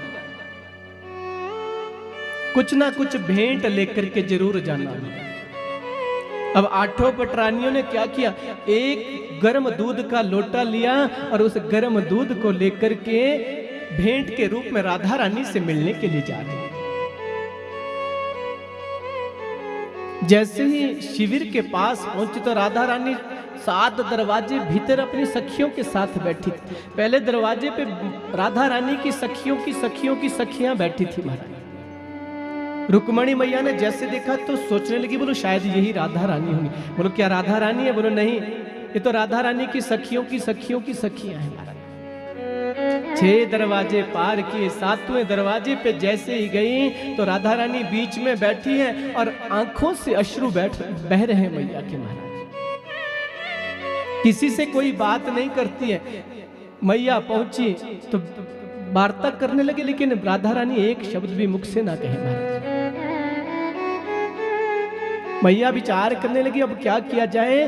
तो रुक्मणी मैया ने कह दिया कि हमें द्वारिकाधीश ने भेजा है, ये भेंट आपको देने के लिए कहा है महाराज। जैसे ही द्वारिकाधीश का नाम सुना, माँ ने एक झपट्टा दिया, उस गर्म दूध के लोटे को पकड़ा और एक घूंट में ही सारा दूध पी गई। रुक्मणी मैया ने भेंट की और वहां से भेंट करके अब द्वारिकाधीश भगवान के महल में पहुंच गई, चरणों में बैठ गई मां। जैसे द्वारिकाधीश भगवान के तलवों को चरणों को दबाने लगी तो भगवान के चरणों में आज छाले पड़े हुए हैं महाराज। रुक्मणी मैया विचार करने लगी, गोविंद से कहने लगी, बोले प्रभु आप ना कहीं गए तो ये आपके पांव में ये छाले कहां से पड़े हैं। द्वारिकाधीश भगवान कहने लगे, बोले रुक्मणी जो तूने गर्म दूध पीने के लिए राधा जी को दिया था, उसी गर्म दूध के कारण मेरे इन पैरों में छाले पड़े। बोलिए गोविंद भगवान की। क्योंकि राधा जी के हृदय में मेरे चरण वास करते हैं और मेरे हृदय में राधा जी वास करती हैं, इसके अतिरिक्त मैं कुछ और जानता ही नहीं हूं। ये प्रेम की पराकाष्ठा है महाराज कि राधा मेरा हृदय है और मैं राधा जी का हृदय हूं, इसके अतिरिक्त मैं और कुछ जानता नहीं हूं। कुछ लोग प्रश्न कर देते हैं महाराज, बोलो इतनी बड़ी भागवत लिखी और भागवत में कहीं राधा जी का नाम नहीं लिया है। बोले कुछ लोगों का प्रश्न होता है, ये बोलो कहां राधा जी का नाम आया है, तो क्यों सुखदेव मुनि ने नाम नहीं लिया राधा जी का। कि राधा मात्र राधा नाम मात्रेण मूर्छा षड्मासिकी भवे तदा स्पष्टं न उच्चारितवान् शुकहित कृन मुनि। क्योंकि राधा नाम मात्र लेने से शुकदेव मुनि की 6 महीने की समाधि लग जाती, 6 मास की भवे। तो राजर्षि परीक्षित के पास तो 7 ही दिन थे महाराज।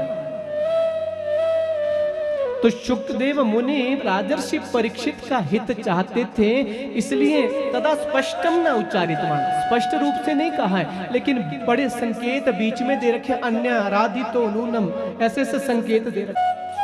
राजसूय यज्ञ पूर्ण हुआ और राजसूय यज्ञ पूर्ण होने के बाद सब पांडव और कौरव एक सभा में बैठे थे, तो अन्वेषण कर रहे थे कि हमारा ये यज्ञ कैसा रहा, कहां कमी रही, कहां क्या हुआ। सब बैठे थे,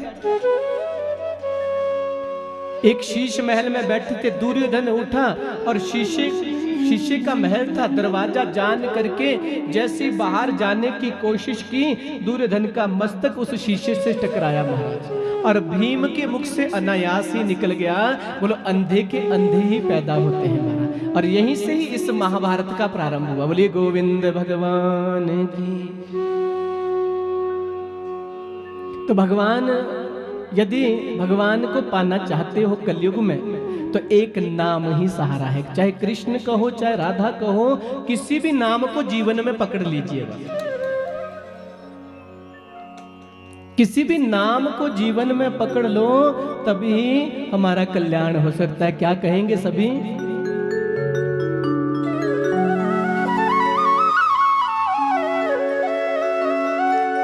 पार भव से उतर जाएगा,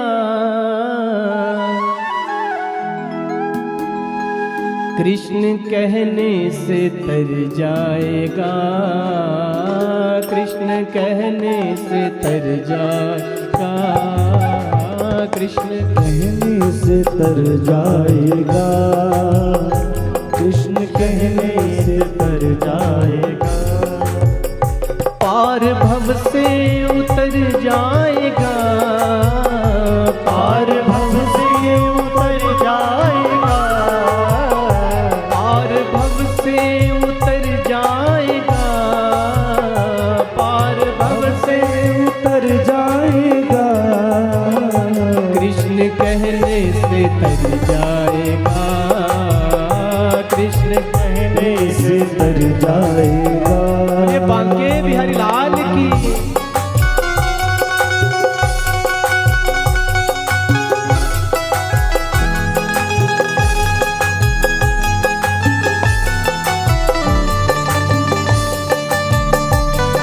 तालियों की सेवा करते हरि को।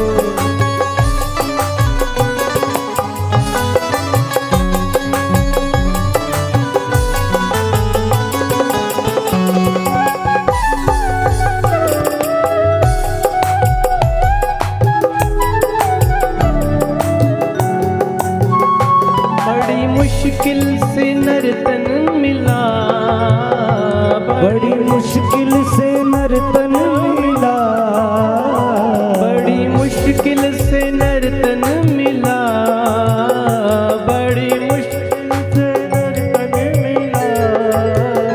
क्या पता फिर किधर जाएगा, क्या पता फिर किधर जाएगा। पार भव से उतर जाएगा, पार भव से उतर जाएगा। कृष्ण कहने से तर जाएगा, कृष्ण कहने से तर जाएगा। द्वारिकाधीश भगवान की जय हो।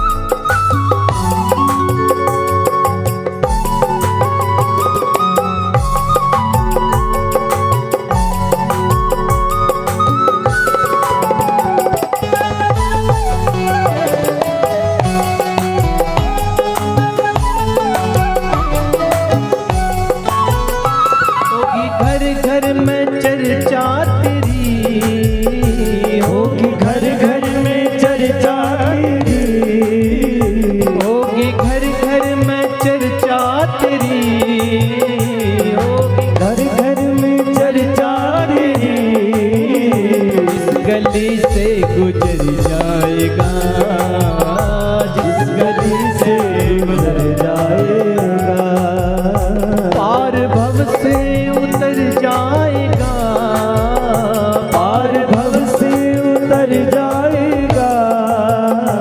कृष्ण कहने से तर जाएगा, कृष्ण कहने से तर जाएगा। ये बाल कृष्ण लाल की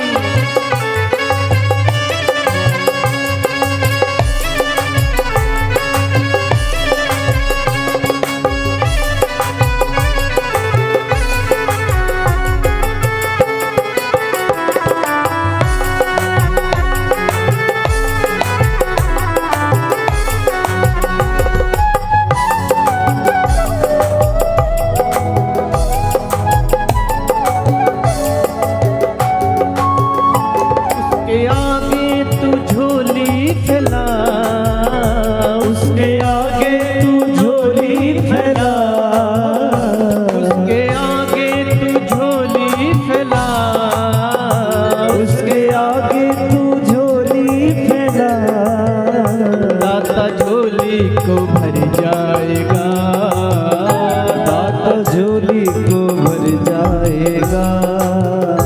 पार भव से उतर जाएगा, पार भव से उतर जाएगा, पार भव से उतर जाएगा, पार भव से उतर जाएगा। कृष्ण कहने से तर जाएगा, कृष्ण कहने से तर जाएगा, कृष्ण कहने से तर जाएगा, कृष्ण कहने से तर जाएगा, कृष्ण कहने से तर जाएगा, कृष्ण कहने से तर जाएगा, कृष्ण कहने से तर जाएगा,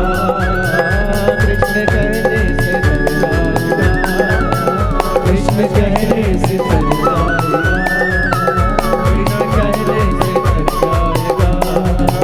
कृष्ण कहने से तर जाएगा।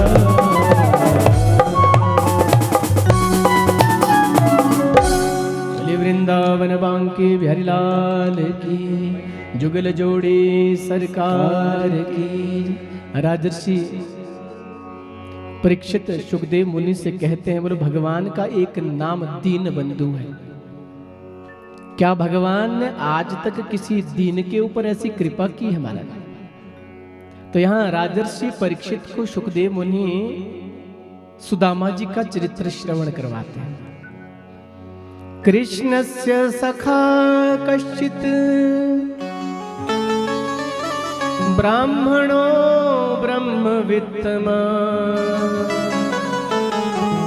विरक्त इंद्रियार्थेषु प्रशांतात्मा जितेंद्रिय। बोलो भगवान नारायण का एक सखा है जिनका नाम है सुदामा। ब्राह्मणों ब्रह्म वित्तम, जो ब्राह्मणों में श्रेष्ठ है। विरक्त इंद्रियार्थेषु, इतने ज्ञानी सुदामा जी हैं लेकिन फिर भी इंद्रियों से विरक्त है महाराज, जिन्होंने अपनी इंद्रियों को भी जीत लिया है। सुदामा जी के जीवन में जैसी भी स्थिति आई, परिस्थिति आई, लेकिन कैसे रहते? प्रशांत आत्मा, एकदम प्रसन्न रहते हैं महाराज, शांत रहते हैं। चाहे जीवन में कोई भी समय आया लेकिन शांत रहते हैं और भगवान का भजन निरंतर करते रहते हैं।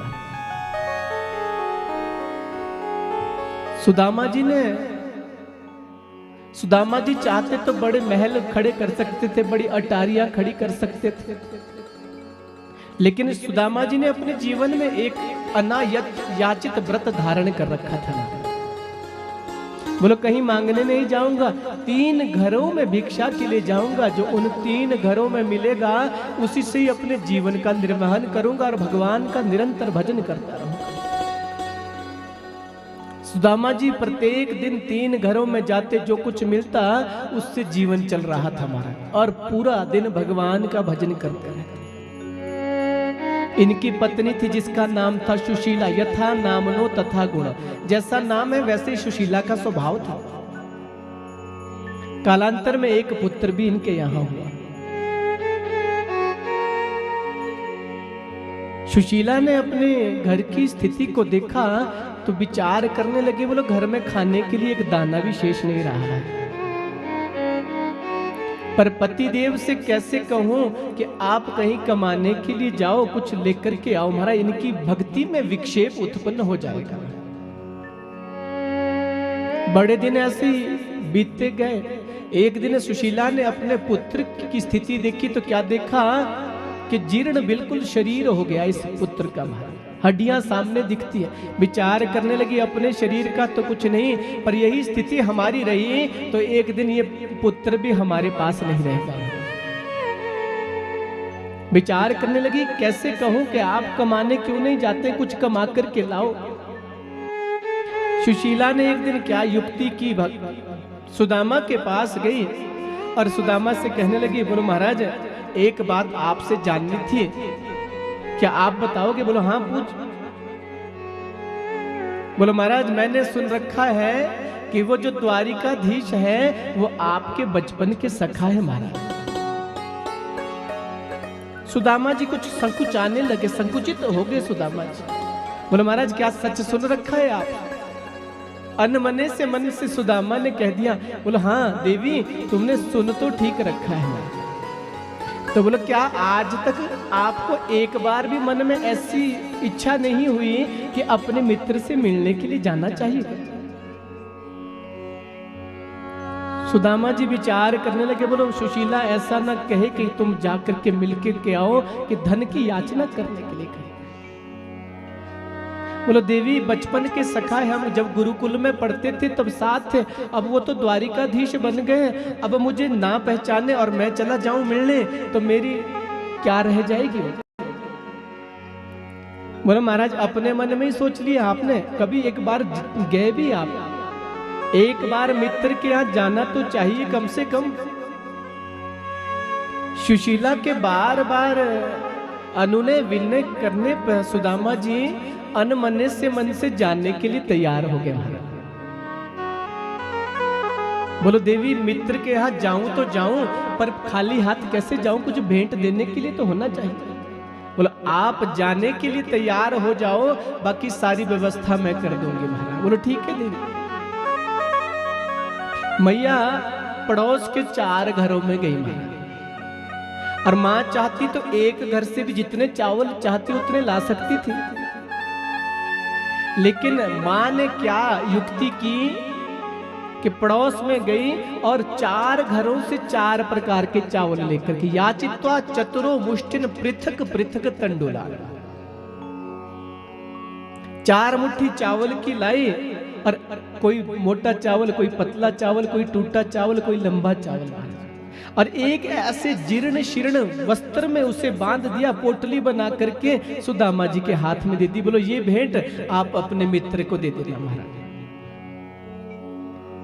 अब सुदामा जी मित्र से मिलने के लिए पोरबंदर से द्वारिका की ओर जा रहे हैं। सुन रखा था कि द्वारिका बड़ी दूर है,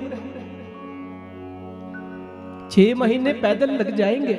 रास्ते में जाने लगे तो जैसे दोपहर होने लगी तो प्यास सताने लगी। सुदामा जी ने एक जलाशय में जल ग्रहण किया और एक वृक्ष के नीचे बैठ गए आराम करने के लिए। वृक्ष की हवा से सुदामा जी को नींद आ गई महाराज। द्वारिकाधीश ने देखा कि बोलो मेरा बचपन का सखा मुझसे मिलने के लिए आ रहा है। गरुड़ से कहा, बोलो जाओ गरुड़, सुदामा जी को इसी अवस्था में लेकर के आओ, इनकी नींद नहीं टूटनी चाहिए। गरुड़ गए, सुदामा जी को उठाया और द्वारिका के बाहर रख दिया महाराज। जब सुदामा जी की निद्रा खुली तो क्या देखा, सामने बड़े बड़े अटारियां, बड़े बड़े महल दिखाई दे रहे। सुदामा जी आश्चर्यचकित रह गए। बोलो मैं ये कहां पहुंच गया? मैंने तो सुन रखा था कि द्वारिका बड़ी दूर है, 6 महीने लग जाएंगे। एक राहगीर से पूछ लिया, बोलो महाराज कहाँ पहुंच गया हूं मैं? बोलो आपको कहाँ जाना है? बोलो द्वारिका। बोलो महाराज ये द्वारिका दिख रही है सामने। बोलो मुझे गोविंद से मिलना है। कहाँ मिलेंगे? बोलो जितने महल दिख रहे हैं किसी भी महल में प्रवेश कर देना, आपको श्याम सुंदर वहीं मिल जाएंगे महाराज। अब सुदामा जी फटी सी धोती पहनी, हाथ में लाठी ली है और सारी हड्डियां सामने चमक रही है और द्वारिका के रुक्मणी के महल की ओर सुदामा जी बढ़ रहे हैं। दरवाजे पे पहुंचे, पहरेदार पहरा दे रहे थे। पहरेदारों ने देखा, बोलो आज कौन आ गया? भीतर जाने लगे, पहरेदारों ने रोक दिया। बोलो महाराज कौन हो आप? परिचय दो। बोलो मैं सुदामा हूँ और द्वारिकाधीश के बचपन का सखा हूँ, मुझे द्वारिकाधीश से मिलना है हमारा। बोलो यहीं रुक जाइए, हम उन्हें सूचना दे करके आते हैं। सीढ़ियों के ऊपर सुदामा जी बैठ गए, द्वारपाल भीतर गए। भगवान अपने आसन के ऊपर विश्राम कर रहे थे। बोलो प्रभु आपसे मिलने के लिए कोई आया है। बोलो कौन आया है? बोलो महाराज अपना नाम सुदामा बता रहा है महाराज। जैसे ही सुदामा सुना, द्वारिकाधीश भगवान ने छलांग लगाई, मुकुट कहीं गिरा, बाजू बंद कहीं गिरा और महल के दरवाजे की ओर भगवान दौड़ रहे हैं। रानियों ने देखा, बोलो ऐसा कौन विशेष अतिथि आ गया जो भगवान ने कुछ भी नहीं देखा। पीछे से रुक्मणी इत्यादि पटरानियां भी आ गया। दरवाजे पे जैसे ही सुदामा जी को देखा तो भगवान ने आज सुदामा को अपनी छाती से लगा दिया, अपने अंक से भर लिया। जैसे ही भगवान सुदामा की पीठ के ऊपर हाथ घुमाने लगे तो सुदामा की हड्डियां भगवान के हाथों में चुभने लगी, आंखों से भगवान के अश्रु बहने लगे। बोलो मित्र तूने क्या स्थिति अपनी बना दी? आज तक तू मुझसे मिलने क्यों नहीं आया? कहां रह गया? द्वारिकाधीश भगवान ने सुदामा जी को सीढ़ियों पे बिठाया और स्वयं चरणों में बैठ गए भगवान। रुक्मणी इत्यादि रानियां पहुंची। बोलो जाओ जल्दी से जल लेकर के आओ, मुझे अपने मित्र के चरणों का प्रक्षालन करना है। मैया जितने में जल लाती, भगवान ने सुदामा के तलवों को, पैरों को दबाना प्रारंभ किया। जैसे पैरों को तलवों पे हाथ गया, सुदामा जी के चरणों में कांटे लगे हुए थे। भगवान ने अपने हाथों से कांटे निकालने प्रारंभ की, आंखों से भगवान के अश्रु बह रहे हैं। जब कुछ कांटे नहीं निकले तो सुदामा जी के चरणों को उठाया, अपनी जांघ पे रखा और अपने मुख के द्वारा सुदामा जी के चरणों से कांटों को निकाला है महाराज, और नैनों के जल से ही सुदामा जी के चरणों को प्रक्षालित कर दिया। रानियां विचार करने लगी, बोलो कैसा मित्र आ गया, ऐसा विशेष मित्र। सुदामा को भगवान ने उठाया और पकड़ करके भीतर ले गए। हाथी दांत के आसन के ऊपर सुदामा को बिठाया,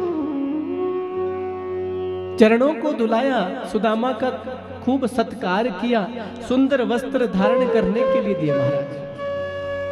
और सुंदर वस्त्र धारण करने के बाद सुदामा जी को जलपान करवाने के बाद भगवान चरणों में बैठ गए। आज सुदामा से कहने लगे, बोलो सुदामा इतने दिनों तक कहाँ रहा मित्र? अपि ब्रह्मन गुरुकुलाद, बोलो याद है जब हम गुरुकुल में पढ़ते थे और तुमने मेरे हिस्से के चने, सुदामा जी कहने लगे, बोलो धीरे से बोलो महाराज, उस समय तो अकेले में ये सारी बातें करेंगे, सबके सामने बातें करने की थोड़े ना है। अच्छा बोलो ये छोड़, क्या तुमने विवाह कर लिया है? भार्योडा सदृशी वह, क्या तुमने विवाह कर लिया है? सुदामा जी को थोड़ी सी लज्जा आ गई महाराज। सिर नीचे के करके सुदामा जी कहने लगे, बोलो हाँ मित्र विवाह कर लिया। बोलो बड़ी अच्छी मित्रता नहीं भाई, तुमने विवाह किया और अपने मित्र की याद तुझे नहीं आई? बोलो मित्र बस ऐसे ही हो गया बस। अच्छा तू बता, क्या तूने विवाह कर लिया है? सुदामा जी पूछ रहे। द्वारिकाधीश भगवान कहने लगे, बोलो हाँ कर लिया। बोलो कितने? बोलो 16,108। बोलो वाह मित्र, मुझे कह रहा है एक विवाह में नहीं बुलाया, तुमने 16,108 किए, क्या मेरी याद तुम्हें नहीं आई? खूब गुरुकुल की बातें की। अब द्वारिकाधीश भगवान कहने लगे, बोलो जब भाभी है तो भाभी ने भेंट तो जरूर भेज रखी होगी। सुदामा जी ने कांच के नीचे अपनी पोटली दबा रखी थी और जोर से कर दिया। भगवान ने समझ गया, बोलो गड़बड़ तो कुछ, इधर उधर की बातों में उलझाया। जैसे ही कहा, बोलो वो देख सुदामा उधर, जैसे ढीली पड़ी भगवान ने उसे चावलों की पोटली को निकाल लिया। हमारा खोलने की जरूरत नहीं की और सारे चावल हाथ में आ गए। मानो उस पोटली को देख करके सुशीला भगवान से कह रही है, महाराज 1 मास 2 पास में 2 एकादशी होए, मेरे घर तो श्याम जी नित्य एकादशी हो।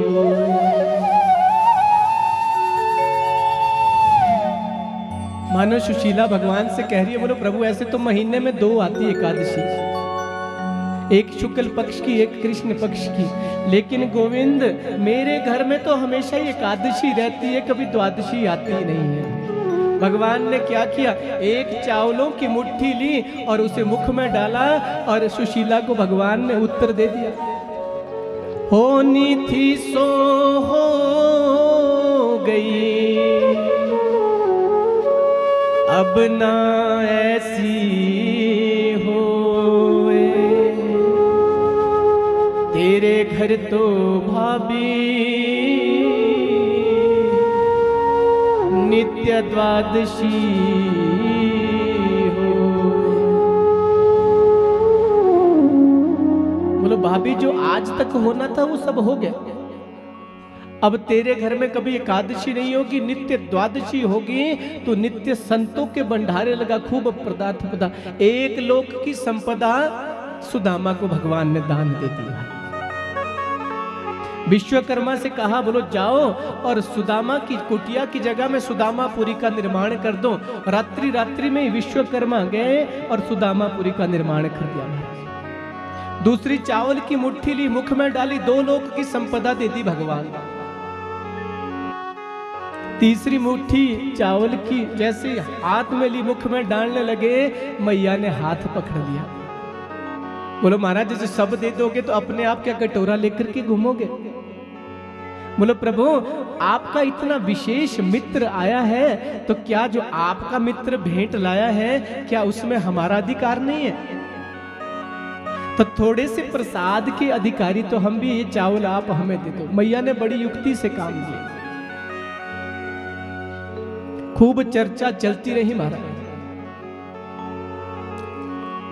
सारी रात चर्चा हुई। भगवान सुदामा को ले गए, हाथी दांत के बिस्तर के ऊपर शयन करवाया, स्वयं भगवान चरणों में बैठ गए, सुदामा के चरणों को दबाने लगे। जब तक निद्रा नहीं आई सुदामा को, नींद आई। प्रातःकाल ब्रह्म मुहूर्त में सुदामा जागे, संध्या वंदन से निवृत्त होकर के विचार करने लगे, बोलो यहाँ रुकूंगा नहीं मैं, बस मैं तो चलने को, यदि मित्र कह देगा तो 1 आधा दिन रुक जाऊंगा, अन्यथा मैं चला जाऊंगा। सुदामा जी तैयार होकर के आए, बोलो मित्र अब मुझे जानना चाहिए। मन में तो ऐसा विचार था कि ऐसे तो कह देगा 1-2 बार रुकने के लिए, द्वारिकाधीश भगवान ने भी कह दिया, बोलो ठीक है सुदामा, तुम चलो, भाभी तुम्हारी राह देख रही होगी। सुदामा मन में सोचते हैं, बोलो वाह मित्र, बड़ी अच्छी मित्रता निभाई। एक बार भी ऐसा नहीं पूछा कि तेरी गृहस्थी कैसे चल रही, तेरा घर कैसे चल रहा है। देखो अच्छा, बोलो चलता हूं। दरवाजे की ओर बढ़ने लगे, द्वारिकाधीश भगवान ने रोक दिया, बोलो रुको सुदामा। अब सुदामा जी विचार करने लगे, बोलो शायद अब पूछेगा। पीछे मुड़े तो द्वारिकाधीश भगवान कहने लगे, बोलो मित्र, आजकल डाकुओं का बड़ा भय हो गया और तुम तो बड़े बीहड़ों से, बड़े जंगलों से जाओगे, तो ये जो तुमने नई धोती पहन रखी है, ऐसा ना हो कहीं तुम्हें सेठ समझ के तुम्हें लूट लो। ऐसा करो, इस धोती को यहीं उतार दो और वही अपनी फटी पुरानी धोती पहन लो। बोलो वाह मित्र, एक धोती दी पहनने को, उसे भी यही रखने के लिए कह गए। सुदामा जी ने वही अपनी फटी पुरानी धोती पहनी और अब अपनी कुटिया की ओर जाने लगे। जब अपनी कुटिया के पास पहुंचे तो क्या देख रहे, चारों ओर बड़ी चकाचौंध है, खूब बड़ी बड़ी अटारियां, बड़े बड़े महल दिखाई दे रहे। सुदामा जी मन ही मन विचार करते हैं, बोले लगता है मैं किसी गलत जगह में आ गया हूं महाराज, ये सुदामापुरी हो ही नहीं सकती, ये मेरी कुटिया थी यहाँ, कहाँ गई। बोले लगता है ये गलत जगह है। एक राहगीर से पूछ लिया, बोलो महाराज ये कहाँ पहुंचा, कौन सी जगह है। बोलो महाराज ये सुदामापुरी।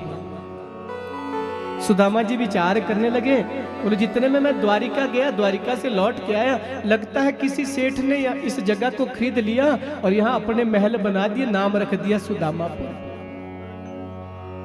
इधर सुशीला सुदामा के आने का इंतजार, सुंदर श्रृंगार किया है, स्वर्ण के थाल में आरती लिए दरवाजे पे खड़ी है महाराज, कब मेरे प्राणनाथ आए, कब उनकी आरती उतारूं।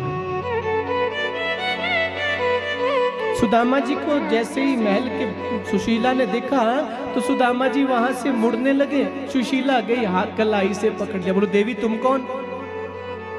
सुदामा जी कहने लगे, बोलो कौन हो। सुशीला कहने लगी, बोलो मैं आपकी पत्नी सुशीला हूं। सुदामा जी को बड़ी गलानी हुई अपने से कि बोलो हमें तो सिर्फ धन चाहिए महाराज, लेकिन क्वा हम दरिद्र पापियाना, क्वा कृष्ण श्री निकेतन। बोलो देखो तो मुझे पापी को मैं क्या क्या सोच रहा था उनके बारे में, और कहां वो कृष्ण श्री निकेतन जिन्होंने संपूर्ण संपदा मुझे प्रदान कर दी। भगवान का तो वचन है, पत्र पुष्पम फलम तोयम यो में भक्त्या पृच्छति। बोलो मुझे जो भक्ति भाव से एक पुष्प भी चढ़ा देता है, मैं उस पुष्प का ऋणिया बन जाता हूं। सुशीला ने सुदामा जी की आरती उतारी और भीतर ले गई महाराज। कुछ दिनों तक सुदामा जी ने वास किया। एक दिन सुशीला से कहने लगे, बोलो देवी एक बात तुमसे कहूं, तुम जब तक इन महलों में रहना चाहो तब तक रहो, लेकिन मेरा मन इन महलों में लगता नहीं, मैं तो उसी कुटिया में जाऊंगा। सुशीला कहने लगी, बोले प्रभु मैं इन महलों में रह करके क्या करूंगी, आप जब इन महलों में मेरे साथ नहीं होंगे तो ये महल भी मुझे कुटिया की तरह होंगे, और यदि मैं आपके साथ कुटिया में रहूंगी तो वो कुटिया भी मुझे महलों से कम नहीं होगी। बोले गोविंद भगवान की। सुदामा जी ने महलों को त्याग करे उन्हीं कुटिया में रहने लगे और भगवान का अनन्य भजन किया और भगवान को प्राप्त कर लिया। बोले गोविंद भगवान की। भगवान कृष्ण के जो पुत्र थे ये संतों का हास परिहास किया करते थे। भगवान कृष्ण को सूचना मिली, एक दिन पुत्रों को समझाया, बोलो देखना संतों के साथ हंसी मजाक करना, उनका तिरस्कार करना, क्योंकि यदि तुम विष का पान कर लोगे तो मैं तुम्हारी रक्षा कर सकता हूं, पर यदि संतों का अपमान कर दिया तो मैं भी तुम्हें बचाने वाला ना। हम मन्ने हाला हाल विषम। प्रभास क्षेत्र में चातुर्मास के लिए एक संतों की टोली आई महाराज, दुर्वासा इत्यादि संत आए। जैसे ही कृष्ण पुत्रों को पता चला तो इनके मन में इन संतों की परीक्षा लेने का विचार मन में आया। भगवान कृष्ण के एक पुत्र थे, नाम था सांब, बड़ा सुंदर शरीर था। इस सांब को स्त्री बनाया गया महाराज। और इसके उदर के ऊपर खूब वस्त्र लपेटे गए जैसे ये गर्भावस्था से हुआ। कृष्ण पुत्र इस सांब को स्त्री बना करके उन संतों के पास ले गए महाराज। संतों से पूछने लगे, बोले महाराज बताओ कि इसके पुत्र होगा या कन्या होगी। महाराज दूर दुर्वासा जी बैठे थे। दुर्वासा जी ने ध्यान लगाया, बोलो अच्छा हमारी परीक्षा हो रही है। दुर्वासा जी ने कह दिया, बोलो ना पुत्र होगा ना पुत्री होगी, इससे मूसल उत्पन्न होगा जो तुम्हारे इस यदुकुल का नाश कर देगा। बोलिए गोविंद भगवान की। कृष्ण पुत्रों ने इस बात को छुपाया, समुद्र के किनारे गए, इस मूसल को घिसना प्रारंभ किया महाराज। इससे एक एरका नाम की घास उत्पन्न हुई और जब थोड़ा सा टुकड़ा इस मूसल का बचा, उसे समुद्र में डाल दिया। एक मछली उसे निगल गई और इस मछली का एक व्याध ने शिकार किया। जैसे उदर को विदीर्ण किया तो ये मूसल का लोहे का टुकड़ा मिला। इस व्याध ने उस टुकड़े को अपने बाणों के ऊपर लगा दिया महाराज। इधर देवता लोग भगवान के पास आए, बोलो प्रभु अब लीला हो गई है, अब स्वधाम को आ जाइए आप। भगवान ने विचार किया, बोलो द्वारकावासी इस द्वारिका के पीछे लड़ लड़ के समाप्त हो जाएंगे, मैं इस द्वारिका को जलमग्न कर दूंगा। यदुवंशी आपस में लड़ने लगे। वो एरका नाम की घास जो मूसल से उत्पन्न हुई थी उसे एक दूसरे के ऊपर फेंकने लगे और लाखों यदुवंशी उस एरका नाम की घास से ही समाप्त हो गए। भाई भगवान ने द्वारिकापुरी को जलमग्न किया। प्रभास क्षेत्र में गए, एक बट वृक्ष के नीचे भगवान बैठ गए महाराज और अपने पैरों पे पैर रख दिए भगवान ने। वो व्याध आया, शिकारी आया शिकार की खोज में, तो भगवान के चरणों को देख करके उसे प्रतीत हो रहा है कोई हिरण बैठा है। उस व्याध ने वो मूसल लगा हुआ बाण छोड़ा, भगवान के चरणों में वो बाण लगा और भगवान के चरणों से एक ज्योति निकली, आकाश में गई और इस भागवत पुराण में समाहित हो गई। बोले श्रीमद् भागवत महापुराण की। इसलिए जो ये भागवत है ना, ये कोई पोथी नहीं है, ये पुस्तक नहीं है। भागवत जी लिखती है कि तेनेयम वांगमयी मूर्ति प्रत्यक्षा वर्तते हरि सेवनात् श्रवणात् पाठा दर्शनात् पाप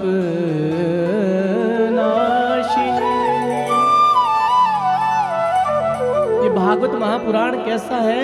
ये भगवान के मुख से निकला हुआ है। तेने वांगमयी मूर्ति, इसके अक्षर अक्षर में, इसके शब्द शब्द में भगवान की श्यामलता समाई है।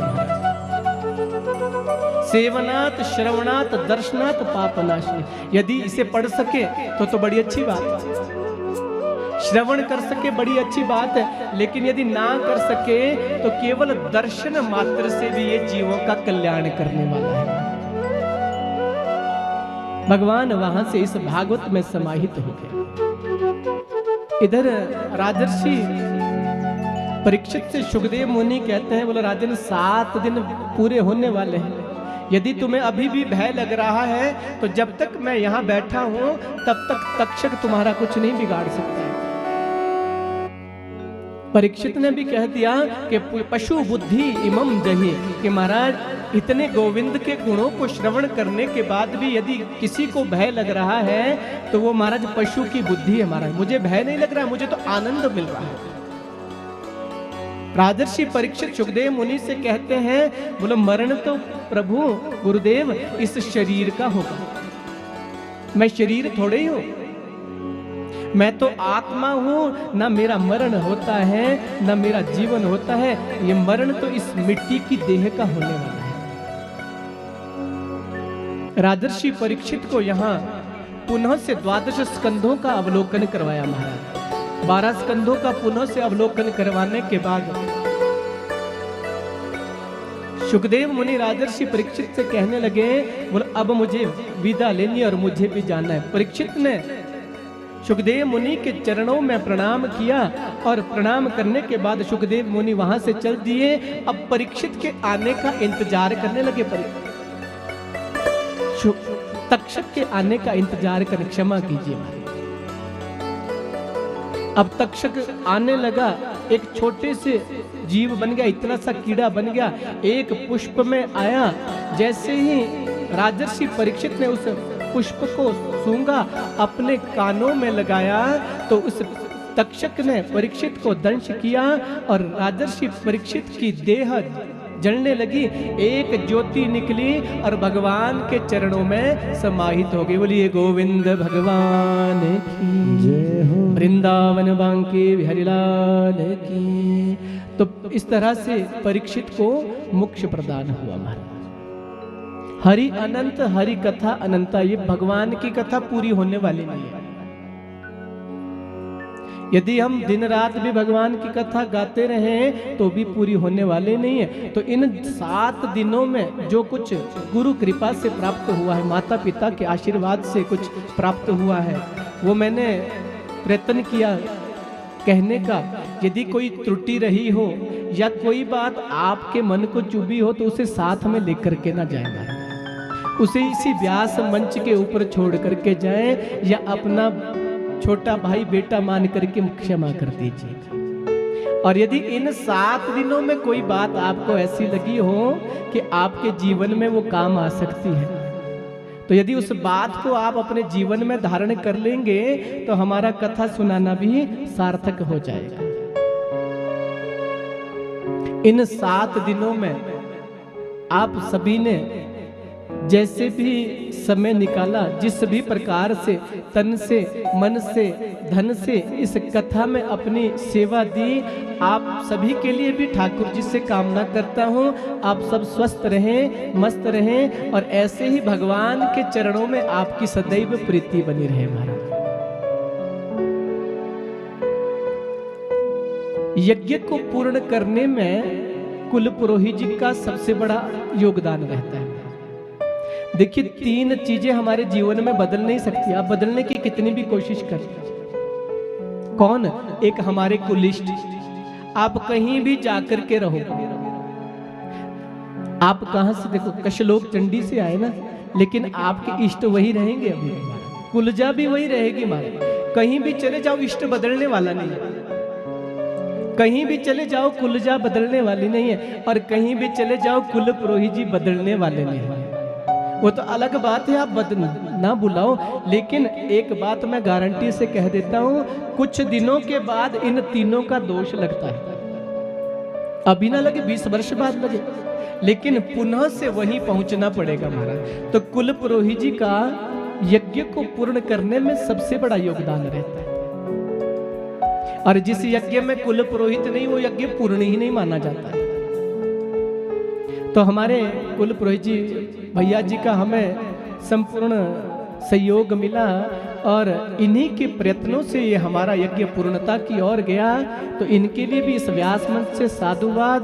आपकी प्रीति ऐसे ही भगवान के प्रति बनी रहे, स्वस्थ रहें, मस्त रहें और ऐसे ही भगवान के चरणों में नित्य प्रति आपका ये मन लगा रहे। महाराज अन्य विप्र देवता जिन्होंने 7 दिनों तक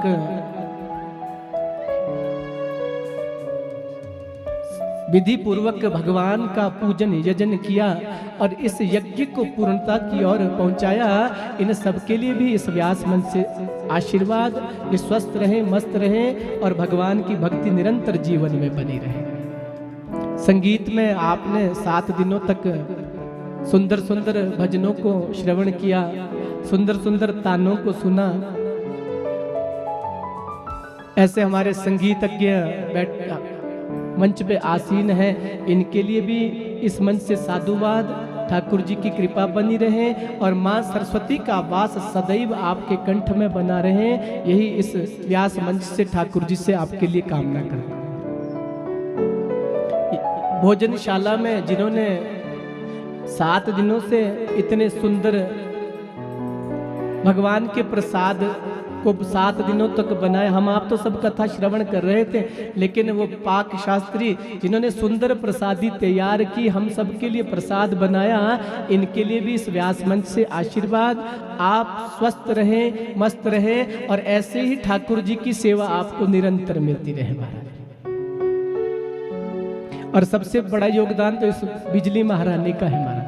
और यदि ये यंत्र ना हो तो इसके बिना कुछ नहीं है महाराज। तो हमारे साउंड पे बंटू भैया, जिन्हें हम बेवक्त परेशान करते रहते हैं, लेकिन इनका योगदान हमें मिलता रहता है। तो इनके लिए भी व्यास मंच से आशीर्वाद। आप निरंतर उन्नति करें, दिन दुगनी रात चौगनी आपकी उन्नति हो, यही इस व्यास मंच से आपके लिए कामना है।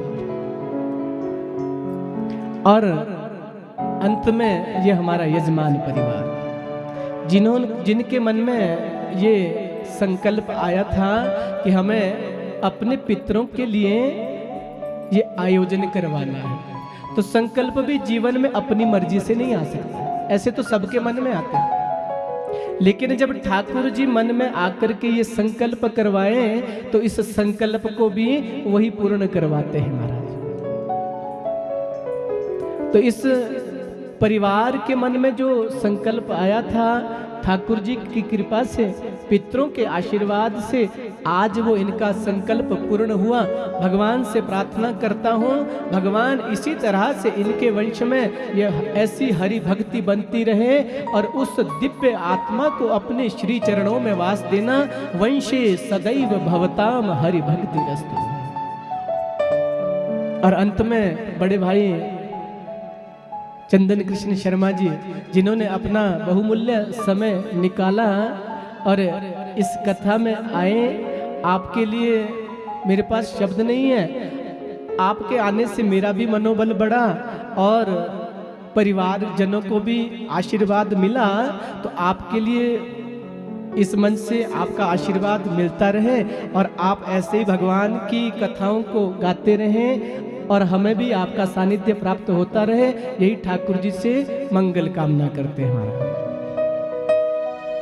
यदि मैं किसी का धन्यवाद करना भूल गया हूं तो एक बार आप सभी का इस व्यास मंच से धन्यवाद।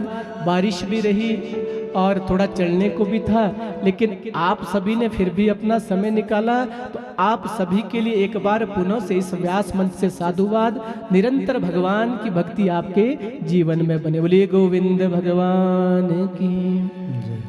अंत में एक मंत्र का उच्चारण 3 बार मेरे साथ करेंगे, उसके बाद भागवत जी को विराम और फिर आरती की ओर चलेंगे। सभी इस मंत्र का जाप करेंगे मेरे साथ। नाम संकीर्तनम यस्य, नाम संकीर्तनम यस्य, सर्व पाप प्रणाशनम, सर्व पाप प्रणाशनम, प्रणामो दुख शमनः, प्रणामो दुख शमनः, तम नमामिं हरिं परम, तम नमामि हरिं परम। नाम संकीर्तनम यस्य, नाम संकीर्तनम यस्य, सर्व पाप प्रणाशनम, सर्व पाप प्रणाशनम, प्रणामो दुख शमनः, प्रणामो दुख शमनः, तम नमामिं हरिं परम, तम नमामि हरिं परम। नाम संकीर्तनम यस्य, नाम संकीर्तनम यस्य, सर्व पाप प्रणाशनम, सर्व पाप प्रणाशनम, प्रणामो दुख शमनः, प्रणामो दुख शमनः, तम नमामिं हरिं परम, तम नमामि हरिं परम। इसी के साथ भागवत जी को विराम, वाणी को विराम। बोले वृंदावन बांके बिहारी लाल की, जुगल जोड़ी सरकार की, सदगुरुदेव भगवान की, अपने अपने मात पिता की जय, तारा मैया की जय। जय जय श्री राधे, जय जय श्री राधे, जय जय श्री राधे। नमः पार्वती पतये, हर हर महा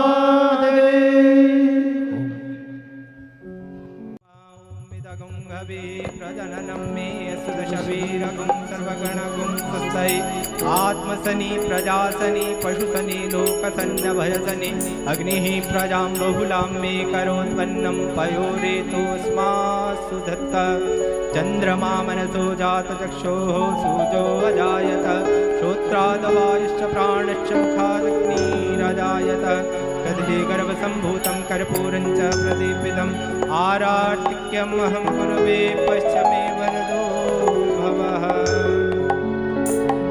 श्री बांके बिहारी तेरी आरती गाऊं, बांके बिहारी तेरी आरती गाऊं, हे श्याम सुंदर तेरी आरती गाऊं, श्याम सुंदर तेरी आरती गाऊं, आरती गाऊं प्यारे तुझको मनाऊं, आरती गाऊं प्यारे तुझको मनाऊं, आरती गाऊं प्यारे तुझको मनाऊं, आरती गाऊं प्यारे तुझको मनाऊं, राधा रमण तेरी आरती गाऊं, राधा रमण तेरी आरती गाऊं, मोर मुकुट प्रभु शीश पे सोहे,